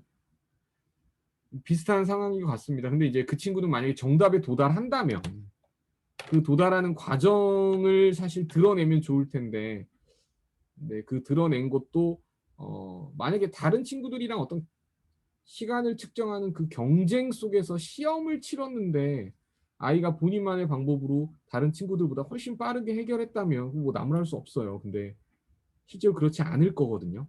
아이들이 문제를 해결하는 그 노멀한 방법을 따르지 않고 본인만의 사고로 문제를 해결했을 때 분명히 어떤 문제점이 드러날 겁니다. 정답률이 떨어진다든지 시간이 더 오래 걸렸다든지, 예, 그런 것들을 아이가 느끼게 저는 경쟁하는 어떤 테스트를 거쳐보는 거를 좀 권해드려 보고 싶고요. 제가 강력하게 얘기 드릴게요. 큰일 났습니다. 이거 솔직히 이게 정말 잡기 힘들고 좀 하는데, 일단 그 고집 세다는 게 저는 뭐 많이 경험 많이 봤죠. 아이들. 그러니까 똑똑한 아이들이 고집 세고 필기력 발달 안 하고 암산으로 많이 하고 하는 경향이 좀 있어요. 그래서 그렇게 하고 있다고 똑똑했다고 볼 수는 없는데, 똘똘한 아이들이 오히려 그렇게 하고 있는 경우들이 되게 많습니다. 그리고 그 아이들이 학습적으로 굉장히 큰 위기를 많이 이제 오게 되는데, 이제 그 위기가 생기는 순간들은 대부분 약간 중등 후반이나 고등, 그 얼마나 똑똑하고 얼마나 그 방법으로 약간 살아남을 수 있는지에 따라 시기가 다른데, 적어도 고등 과정부터는 다 무너져 내립니다. 싹 다 완전 이거 중등 처음부터 다 다시 해야 될 수준으로 무너져 내리는 것도 대부분 다 그렇게 돼요. 되고 일단은 눈으로만 푼다, 불가능해요. 눈으로 푼다라는 것 중에 상당수는 눈치로도 많이 풉니다. 그것도 눈으로 푼다고 해야 되나요? 눈치. 근데 이제 어떻게 푸는 거냐면, 뭐 객관식 같은 경우 또 문제 나온 숫자를 대입해 보기도 하고, 요럴 때 얼마 해보기도 하고, 그런 눈으로 풀고 감으로 유지하는 경우들은 상당수 약간 유리수 또는 자연수, 정수 쪽에 많이 치우쳐 있는 경향이 있어요. 루트가 들어가죠. 값이 복잡해지거든요. 아이가 문제를 보다가 문득 2분의 루트 3 플러스 15 이런 게 값이 나오지 않아요. 논리적으로 풀어야 합니다. 근데 그래서 중학교 2학년 정도까지 유독 눈으로 잘 푸는 아이들이 좀 존재하고, 또 기하 같은 경우는 시중 문제집 그림이 아주 비율이 정확하게 나온 것에만 정답률이 굉장히 높은 친구들이 있어요. 시각 정보에만 의지하고 있는 거거든요. 저는 저라면 이렇게 할 거예요. 이런 친구들은 그 아이가 다니는, 그러니까 이게 뭐냐면, 일반적으로 아이가 주변에서 잡아주려고 하고 싶어도 한 번, 일주일에 한 번 정도 보는 선생님이 이 부분은 절대 잡을 수가 없어요. 그 선생님과 상담해서 방향을 잡더라도 대부분 중심이 돼야 될 건 어머님이 좀 되셔야만 하는 건데, 부모님이 각각에 있는 학원과 모든 곳에 그 아이에 대한 심각한 부분이나 그 부분을 좀 공유하고 다 같이 이 부분을 동시에 잡아가야 되거든요. 적어도 같은 얘기를 일주일에 한 세 번, 적어도 두 번이나 세 번 이상 학습적으로 잡아가려고 해야 아이가 이제 조금씩 변화가 돼요. 일주일에 한 번씩으로 가면 그거 다 까먹고 오거든요. 그래서, 그리고 이제 부모님은 아이들이 가장 편안하게, 가장 투정도 부리고 이제 가장 편안하게 느끼기 때문에 그렇게 얘기들을 잔소리를 느끼게 돼요. 그래서 직접 부딪히기보다는 뭐 이런 걸 좀 잘 잡아줄 수 있는 뭐 수업이나 선생님에게 갈 때마다 올바르게 씩 써서 풀게끔 하고, 이런 과정이 필요합니다. 약간 솔직히 이런 과정은 길게도 가야 되고, 경우에 따라서는 이게 뭐 그런 거죠. 개인적으로도 그 아이를 또 따로도 보고 체크하고 뭐 그런 형태의 수업을 하면서라도 좀 잡아가야 될지도 몰라요. 사실 좀 위기에 있는 부분이라고 전 생각이 돼요. 그리고 이제 선생님 풀이를 따라 쓰지 않고 이제 자기만의 방법으로 푼다. 아까 진철쌤이 얘기하셨지만 자기만의 방법으로 독특하게 신기하게 푸는 아이들도 일부 있습니다. 근데 이렇게 생각해 보면 돼요. 그런 방법이 확장성이 있고 다른 형태로도 막 변형이 될 수 있는, 말 그대로 확장성이 있는 부분이라면 이미 수학 이론으로 발전했을 겁니다. 그게 그러면 그 수학 이론, 그 아이가 푸는 그 독특한 방법이라는 것은 운 좋게 특정 문제에서 적용될 수는 있지만, 제대로 된 그 내용을 하나하나 밟아가면서 얻을 수 있는 게 지금의 수학적인 학문은 훨씬 더 크게 자리 잡고 있거든요. 그러니까 어 너만의 방법으로 푸는 건 좋다. 하지만 방금 이 문제를 너만의 방법으로 풀어서 답이 맞았다면 일반적으로 사람들이 푸는 방법으로도 다시 한번 풀어봐야 한다. 풀어봐서 그 방법도 네가 익히고 있는지를 확인을 해야 한다라는 건 거고, 이것도 역시 똑같아요. 부모님이 잘 못 잡아줄 수 있어요. 쉽지 전문가한테 않죠. 맡겨야 됩니다. 전문가. 잔소리꾼, 전문 잔소리꾼한테 맡기고 혼도 나고 막 뭐 울기도 하고 완전 그런 사실 그런 스트레스나 그런 과정을 통해서 아이가 잡혀야 하는 부분인 거예요. 이게 지금 잡지 않으면 갈수록 더 심해질 거예요. 그리고 만약에 정답률이 굉장히 높다면 저는 그 친구는 분명히 논리적으로 설득을 시켜줘야 한다고 생각해요. 그러니까 너가 하는 방법이 맞아. 하지만 보편적인 방법은 이런데 이게 더 좋지 않니? 그렇게 해결해도 괜찮아.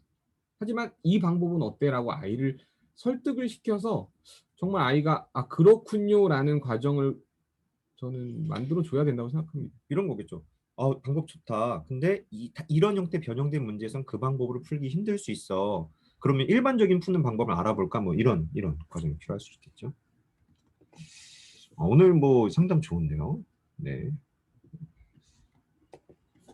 요거. 잠깐 이거를 볼트를 지우고. 자, 어떨 땐 식도 안 쓰고 뭔가 문제를 신기하게. 이거 같은 내용인 거죠? 네. 네네네. 이건 넘어가겠습니다. 최대 공약수, 최종 배수 쪽 심화 문제에 유난히 어려워한다. 아마 그 심화 문장제라고 하면 제가 지금 언뜻 아마 그 문제들일 것 같아요. 뭐 예를 들면 사각형들을 직사각형 모양으로 쌓아서 몇 개를 만든다든지 아니면 직육면체 모양으로 쌓아서 몇 개를 만들어 나간다든지 아니면 최대 공약수 최소 배수를 이용해서 뭐 곱해서 가장 자연수가 되게 하는 분수 중에 뭐 가장 작은 수 이런 분수를 구하라든지 이런 문제들일 것 같은데 유난히 어려워한다면 그 파트의 그 유형의 문제만 지금 아이가 힘들어한다면 이제 그거 설득을 시켜주면 되잖아요. 그 문제에 대한 이해가 충분히 이루어졌는지 지금 구하려고 하는 게 무엇인지를 아이가 정확하게 받아들였는지 그 두 가지가 이루어지면 아 내가 지금 얘네 둘의 최대 공약수를 구해야 하나 최소 공배수를 구해야 하나라는 것을 판단할 수 있거든요. 근데 만약에 아이가 지금 그 문장제 문제를 어려워한다면 풀이 과정은 여러 번 아마 들었을 거예요. 근데 제 생각엔 그 친구는 그 문제에서 원하는 걸 이해를 못하고 있을 가능성이 가장 큰 것 같아요. 왜냐하면 이게 지금 출발이기 때문에 최대 공약수 최소 공배수 쪽 문제의 그 문제가 이제 중학교 1학년 아이들이 최초로 접하는 가장 긴 문제가 시작이거든요. 그러면 아마 문제에 대한 이해가 아직 이루어지지 않았을 가능성이 높고 그 문제를 풀어나가는 과정을 정말 차근차근 그림을 그린다든지 그 다음에 이렇게 얘네들이 길이가 똑같아지려면은 약수를 구해야 되는지 배수를 구해야 되는지 그 과정을 아이한테 한 번만 설득을 시켜주면 시간이 오래 걸리더라도 그러면 두 번째, 세 번째 문제를 아이가 접하는 자세가 조금은 달라질 수 있을 겁니다. 그거 제 생각에는 어머님이나 아버님도 네, 도전을 충분히 해보실 수 있을 만한 설득의 과정일 것 같거든요.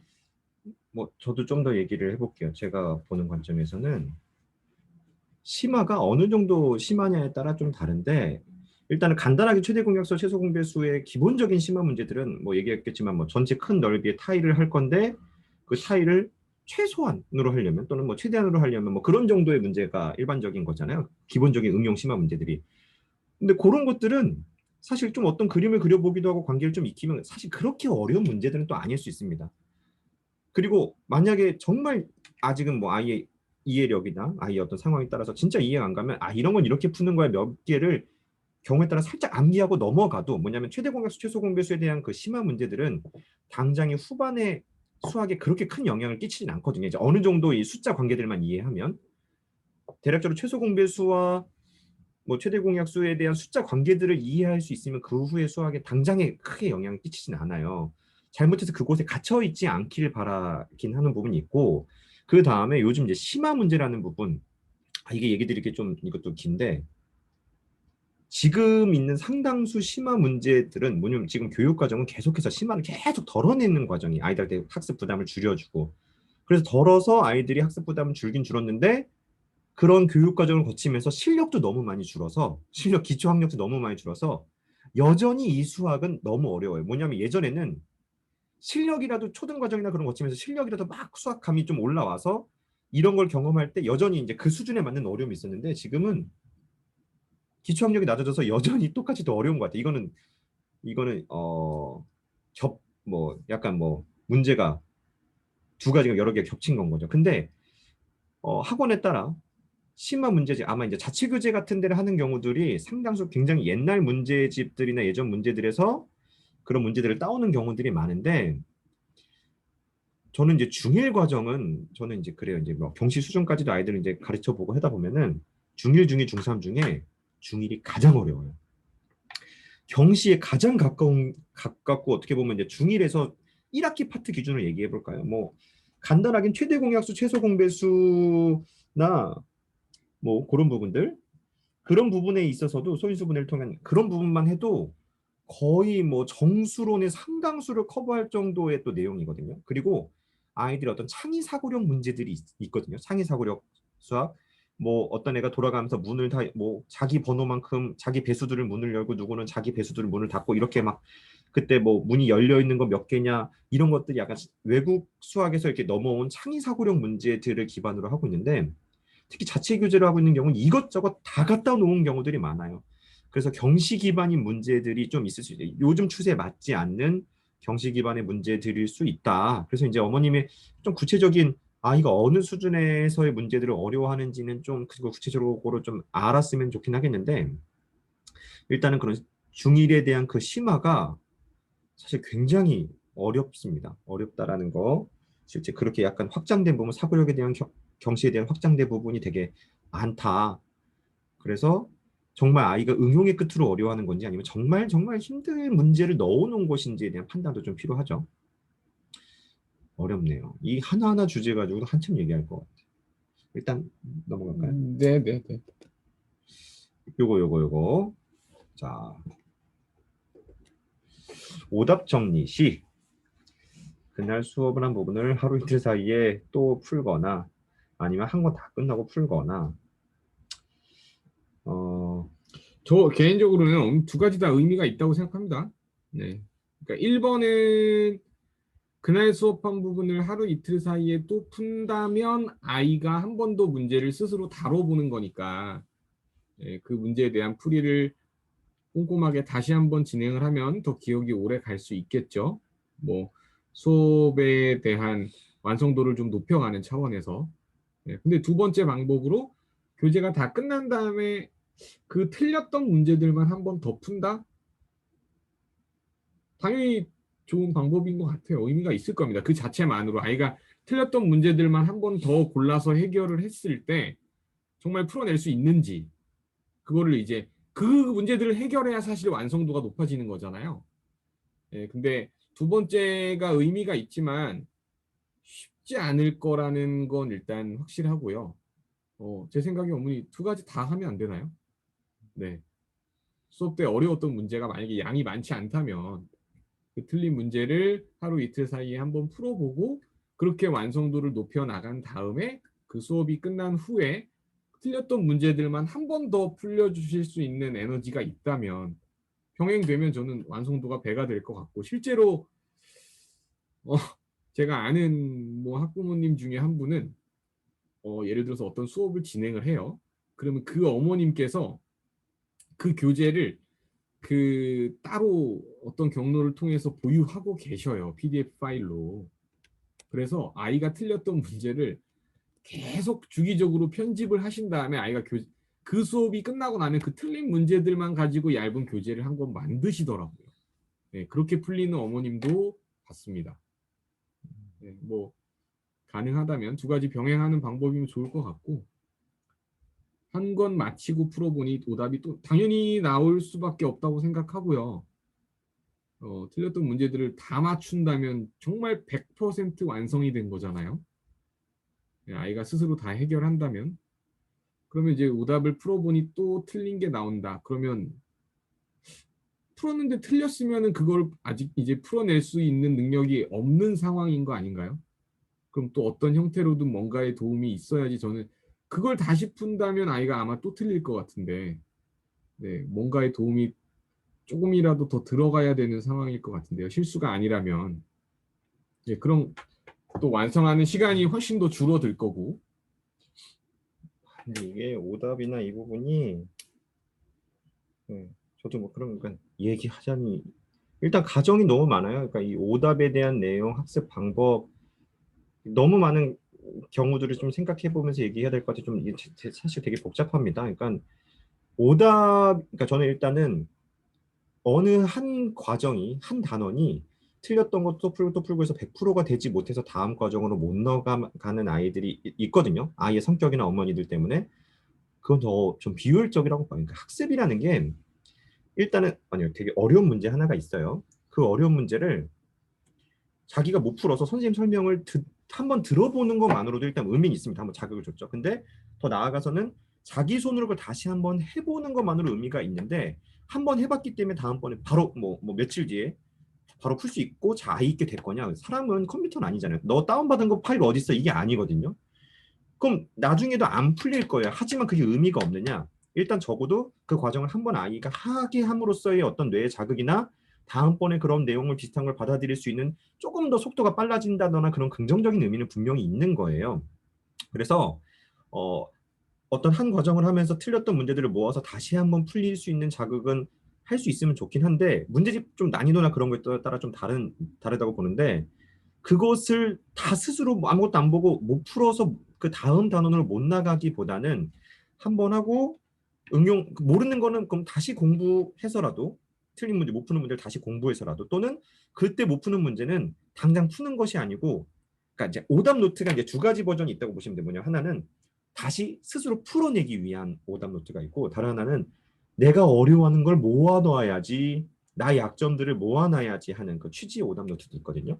이 후자가 되게 알짜죠. 그러니까 그래도 못 푸는 문제들은 모아놨다 좀 나중에 지금 말고 조금 더 나중에 다시 한번 꼭 내 걸로 만들어 봐야지 하는 그런 형태의 학습도 이제 괜찮다고 봐요. 그래서 어 그러니까 집에서 체크해 줄 수 있고 오답 시키고 할 수 있는 것도 당연히 좋긴 좋은데 너무 오답에만 갇힐까 봐에 대한 그런 걱정 또 염려 조금 합니다.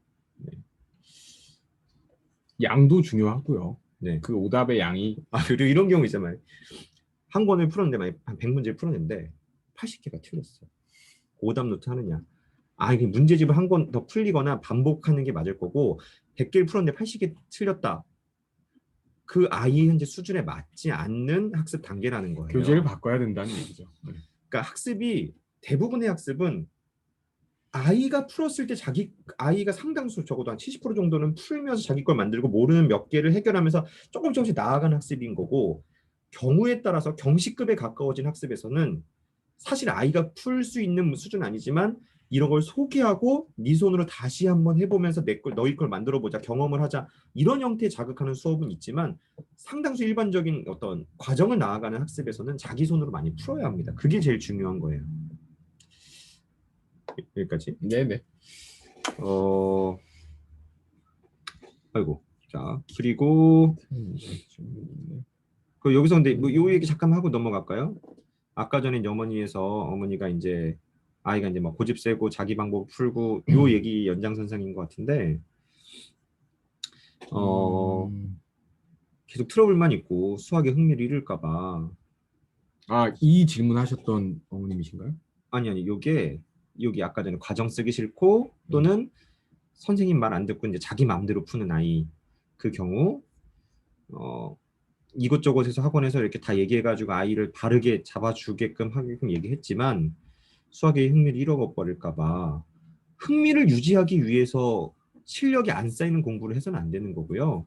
설득을 해야 되는 겁니다. 그래도 고집 세게 계속 하고 싶고 그 누구도 꺾을 수 없다면 그냥 그런 아이예요. 뭐 지켜가야지. 그냥 그대로 그 정도 실력을 유지할 수밖에 없는데 저는 좀 더 강력하고 조금 더 원칙 있고 좀 더 집요하게 그 아이를 바꾸려고 하는 선생님을 만나야 되겠죠. 그만큼 그러니까 아이들도 다 그 자기 상황에 따라서 자기가 할 수 있는 정도의 행동들을 하거든요. 좀 확실하게 더 원칙 있고 엄하고 조금 더 타협하지 않는 사람한테는 그 선을 지킵니다. 하지만 자기가 땡깡 피도 될 것 같은 사람한테 땡깡 피는 거예요.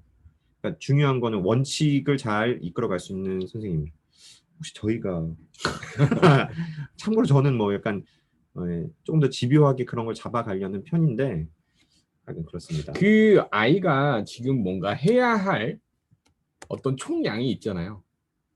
현재 학원을 다니면서 하고 있는 과제의 양이라든지 배우는 수업의 진도나 이 과정의 양의 총량이 있다면 이게 풀이 과정을 쓰면서 아이가 문제를 해결했을 때 분명히 아이에게는 어떤 물리적인 시간에 분명히 부담이 될 거예요. 그래서 저는 그런 습관이나 이런 것들을 조금 좀 아이들을 바로 잡아주기 위해서는 그 총량을 어머니 일정 시간 약간은 줄여주는 것도 분명히 필요하다고 생각해요. 방법이 될 수 있다는 거죠. 그러니까 아이는 예를 들면 센에 있는 30문제를 오늘 안에 풀어야 돼요. 근데 그걸 아이는 스스로 풀이 과정을 쓰지 않고 30문제를 푸는 게 한 20분 안에 해결이 됐었는데 그 문제를 노트에 풀면서 풀이 과정을 적다 보면 어떤 친구는 내가 이렇게 풀면 한 문제 푸는데 시간이 너무 오래 걸려. 그럼 내가 숙제를 하는데 시간이 굉장히 오래 걸리겠지? 라고 해서 그 문을 어느 정도 스스로 닫아버리는 친구들도 있어요. 근데 그렇지 않은 경우도 많습니다. 내가 여기다 푸나 여기다 푸나 어차피 한 문제 푸는 건 똑같으니까 풀이 과정을 좀 적어가면서 풀어야지 라고 생각이 열리는 아이들이 어머니 그렇게 많지 않아요. 대부분 친구들 제가 보기에 노트에다 과정을 한번 써보자라고 했을 때 아마 전자일 겁니다. 그래서 그 총량을 아이가 훈련이 되기 전까지는 아주 좀 줄여주는 것도 방법이 될 수 있지 않을까 이 생각이 드네요. 계속해서 엄청난 양의 학습 문제를 풀면서 그걸 다 잡긴 힘들죠. 약간의 범위를 줄여가면서 그 안에서 잡아가면서 조금씩 다시 잡히면 늘려가야지. 네, 뭐 그런 거죠. 뭐 이렇게 달리면서 밥 먹기 힘든 느낌? 좀 그런가요? 얘가 부적절한 것 같기도 하고. 자, 마지막 이제 기타로 넘어가 볼게요. 일단은 뭐 대수 내용이지만 어머니 뭐 질문하셨으니까 이 부분도 답은 한번 해보겠습니다. 2학년 2학기 경우에서 확률 파트가 특강으로 하는 곳이 많은데 그걸 들으면 도움이 될까요? 그리고 듣는다면 어느 시기에 들으면 좋을까요? 중등을 마치고 또는 뭐 조합을 따로 듣는 게 좋을까요? 근데 이게 뭐 먼저 얘기하실래요? 조합 쪽은 네. 제가 가장 좋아하는 수업입니다. 네, 가장 좋아하는 수업이고 아이들이 네, 가장 제대로 꼼꼼하게 어떤 학습 습관을 잡아가는 데 있어서 굉장히 수학 파트에서 중요한 부분이라고 생각하고 이 2-2에서 이제 경우의 수 파트인데 처음으로 하는 게 이게 그 2학년 때 배운 지금 내용이 마지막에. 네? 마지막. 단원이 네네. 제일 후반에 있다고요? 네. 네. 근데 이거 계속 왔다 갔다 해요, 이미. 네, 지금은 마지막 이렇게 했다가, 이렇게 단원인데 그러니까 중학교 과정 안에서 확률을 처음으로 마지막으로 배우는 거잖아요. 그죠? 그리고 이게 실제로 고등수학에서 확통을 보면은 그 중학교 때 배운 2-2의 내용이 그 안에 이 개념으로는 다 들어가 있지만 거의 처음부터 다시 배운다는 생각으로 사실 애들은 아마 공부를 할 겁니다. 대부분. 근데 제 생각엔 뒤에 대수라든지 기하 쪽이나 이런 많은 단원들에 대한 학습을 할 때 확률을 제대로 공부를 한 친구들이 상당히 이로운 점이 많다라는 거는 분명해요. 제 생각에. 네, 그래서 만약에 기회가 있고 여유가 돼서 시간이 가능하다면 확률에 대한 학습은 저는 빠르면 빠를수록 좋다고 봅니다. 대신 제대로 된 학습이 이루어진다면 아마 그 수업을 듣고 난 후에 대수나 기하 쪽에 관련된 수업에 대한 이해도가 굉장히 좋아질 거예요. 다양해질 거고. 네, 그래서 저는 빠를수록 좋다고 생각하고 중등을 다 마친 후에 조합을 따로 듣잖아요. 그러면 아이가 심적으로도 아마 중간중간에 경우의 수나 확률 문제들이 등장하는 교재에서는 턱턱 막힌단 말이죠. 네, 그러면 중등 과정을 끝나면 2학년 2학기를 거치면서 경우의 수 확률을 했겠죠? 중등 과정을 진행하면서 경우의 수 했을 거 아닌가? 그럼 어머님은 어쨌든 질문하신 거는 확률 파트를 추가적인 그 다른 곳에서의 특강, 그러니까 정규 과정은 할 것 같은데 추가적으로 특강을 더 듣는 좋으냐? 네, 그 얘기인 것 같은데 제가 조금 뭐 얘기를 한번 해볼게요. 어떤 얘기를 하고 싶냐면 어느 단계에 아이가 놓여 있느냐에 따라 다릅니다. 자, 일단 뭐냐면 일단은 경우를 나누어서 잘 하는 어떤 과정은 그런 정도의 과정은 경우의 수든 대수든 기하든 그런 능력 자체는 굉장히 필요해요. 필요한 겁니다. 근데 이제 무엇을 잘하고 싶으냐. 우리 아이가 경우의 수를 너무 아직은 못하고 경우를 차분히 나눠서 푸는 거구나. 기초가 너무 없다. 그럼 경우의 수에 대한 그 기초 같은 부분을 좀 강조하면서 바르게 그걸 셀 수 있는. 그러니까 경우를 나눠서 세는 것 간단하게 얘기하면 누구나 할 수 있는 내용 같지만 누구나 못합니다. 대부분은 못해요. 대부분 놓치거든요. 그럼 잘 나눠서 셀 수 있는지를 체크하는 그런 특강을 듣는 게 맞고, 근데 우리 아이가 경우의 수에 대한 뭐 기초적인 내용은 어느 정도는 알고 있는데 이것저것에 심한 문제들이 너무 많고 그 심한 문제를 좀 해결할 수 있는 눈을 가지고 싶어서 특강을 듣는 거라고 한다면 그 심화를 하는 수업이어야 되는 건 거죠. 근데 그 경우의 수 확률도 아까 제가 표글에서 얘기했지만 경우의 수의 그 개념의 그 후의 연계성은 어디에 있는 건가요? 결국 고등과 경시거든요. 상당수가 그 심화 문제들의 상당수는 이론을 기반으로 있어요. 근데 그 이론이 아닌 척 유형으로 나와 있는 거기 때문에 그런 이론들을 경험하면서 왜 그런지 차분히 설명하면서 알게 되면 중학교에 있는 뭐 심화 문제들이나 고등 나아가서도 훨씬 더 그걸 보는 눈이 좋아질 겁니다. 그래서 어차피 확률에 대한 상당수 경우의 수 확률에 대한 상당수 내용은 고등 과정에서도 어차피 해야 될 부분인 거니까 수학하에도 나오고 확통에도 나오니까 그런 부분에 있어서는 미리 해놓으면 당연히 도움되는 내용인 거는 맞는 것 같다. 하지만 우리 아이의 현재 목표, 현재에 대한 조합을 잘 듣고 싶은 거냐 아니면 더 심화에 대한 눈을 뜨고 싶은 것이냐에 대한 그래서 선택할 수업이 달라질 것 같아요. 그 저의 경험으로는 심화에 눈을 뜨고 싶다. 조합 쪽은 아이가 수업을 듣고 문제집을 한 권 풀고 해도 저의 경험상 아이가 굉장히 조합 파트에 자신감을 갖거나 그렇지는 않을 경우가 대부분이에요. 그러니까 워낙 문제의 유형이나 이런 것들도 다양하고 뭐 매년 어쨌든 학교 시험도 이런 굉장히 독창적이고 새로운 문제들 경우의 수를 많이 물어보기 때문에 아이가 방법으로는 경험을 해봤을 거지만 생소한 문제들이 많고요.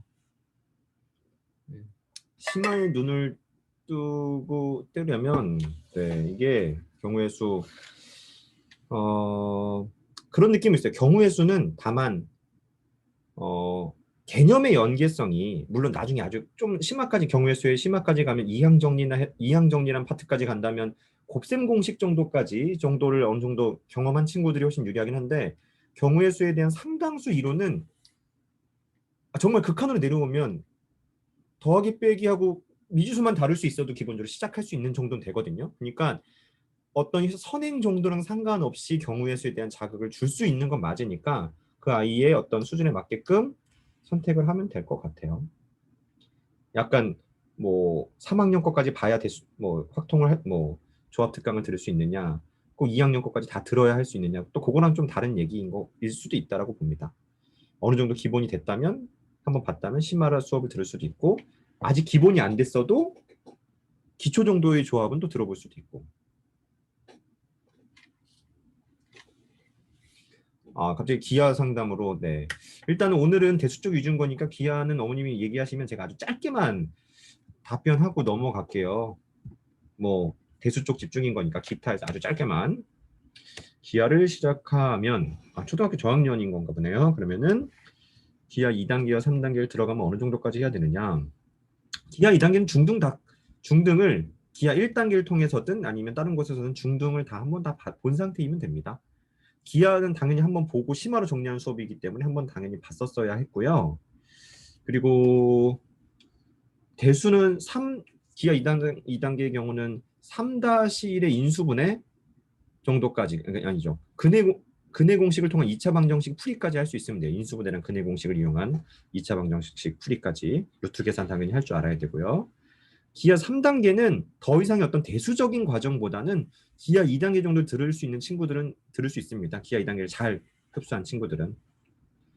2.5단계는 꼭 필요하냐? 아이마다 다른데 그런 거죠. 이제 아시는지 모르겠지만 2단계는 개념에 대한 체계와 심화 문제들을 푸는 방법을 제가 알려주는 걸 좀 많이 하는 수업인 거고 3단계는 더 경식급으로 확장하는 내용인 거고 2.5는 2단계와 문제 난이도는 비슷하지만 아이가 먼저 풀어보면서 그게 아이가 모순은 있는지 그 부분을 논리적으로 풀어낼 수 있는지를 제가 점검하고 올바르게 이끌어주기 위한 수업인 건데 요즘 제가 수학을 해보면 2.5가 필요하지 않은 친구가 거의 없어요. 실제 수업을 하다 보면 2.5가 참 어려운 수업이에요. 아이가 자기 손으로. 그러니까 뭐냐면 요즘 아이들이 어려운 내용을 이해할 수 있는 능력은 되게 많지만 자기가 논리적으로 정말 모순 없이 풀어내는 부분에 있어서는 상당수가 많이 약합니다. 그래서 그거는 아이마다 상황에 따라 다르겠지만 필요할 가능성이 꽤 있다 정도 얘기 드리고 싶고, 저희 뭐 엄청 길게 했어요. 2시간. 이거 뭐 유튜브에 올리면 어머니들 보지도 못하겠어요. 너무 길어서. 하지만 뭐 의미 있는 시간이었으면 좋겠네요. 3-1까지 하면 2.5를 들을 수 있냐? 어머니 그냥 시험 보고 결정하시죠. 2.5를 들을 수 있는지 없는지 그거는 아이의 상황마다 다 다릅니다. 그리고 3-1까지 하냐라고 얘기하기는 애매하고요. 3-2까지도 웬만큼 다 되어 있어야 할 수 있죠. 당연히. 심한 수업인데 3-2가 안 되면 안 됩니다. 특히 3학년 2학기 원이 그 기하의 완성인데, 원이 가장 그 극심한 부분인 건데 그 부분이 잘 되어 있어야지만 합니다. 이 정도 마무리할까요? 네. 자, 그럼 일단은 뭐 어머니들이 관심도 가져주시고 이렇게 참여, 오늘 신청하신 부분, 오늘 역대 참여율은 제일 높았던 것 같아요. 그러니까 저희가 이제 조금 더 중등 과정에 대한 포커스를 맞춰서 그런 부분을 얘기하고 싶었던 건데 그 부분에서 신청하신 분들 대비 가장 많이 왔던 것 같아요. 이게 확장성 있는 내용까지는 아니었겠지만 일단은 이 정도? 네. 다음에도 또 저희 계속 좀 저희가 드리고 싶은 얘기들 계속 하고 어머니들이 편안하게 이렇게 소통할 수 있는 건 좀 좋은 것 같아요. 저도 부담 없이 얘기해보는 거. 그러니까 제 생각에 그냥 앞쪽에 제가 설명드린 내용이 사실 너무 길어가지고 저도 좀 후회가 됐었는데, 다음번에는 진짜 어머님들하고 편안하게 대화만 주고받으면서 아이에 대한 상담을 하는 시간도 조금 더 많아졌으면 좋겠어요. 다음에 그렇게 할까요? 뭐냐면 PT 만들지 말고 제목만 써. 그리고 그냥 하나씩 계속 던지고 그러면서 마인드맵처럼 이게 이 전체적인 이게 하나씩 계속 얘기해보면서 이건 이거고 이건 이런 겁니다 하면서 이렇게 만들어가는, 끝나서 뭔가 정리되는. 그 생각만 이렇게 공유하는 거로도 시간을 충분히 많이 쓸 수 있을 것 같거든요. 네. 네. 그럼 여기서 뭐 구독과 좋아요 이거 말고는 머릿속에 남는 인사 멘트가 없어요. 뭐 구독, 좋아요 그런 건 사실 안 하셔도 되고요. 식사 맛있게 하시고. 네, 관심 가져주시고 또 뵙겠습니다. 네, 수고하셨습니다. 들어가세요. 네.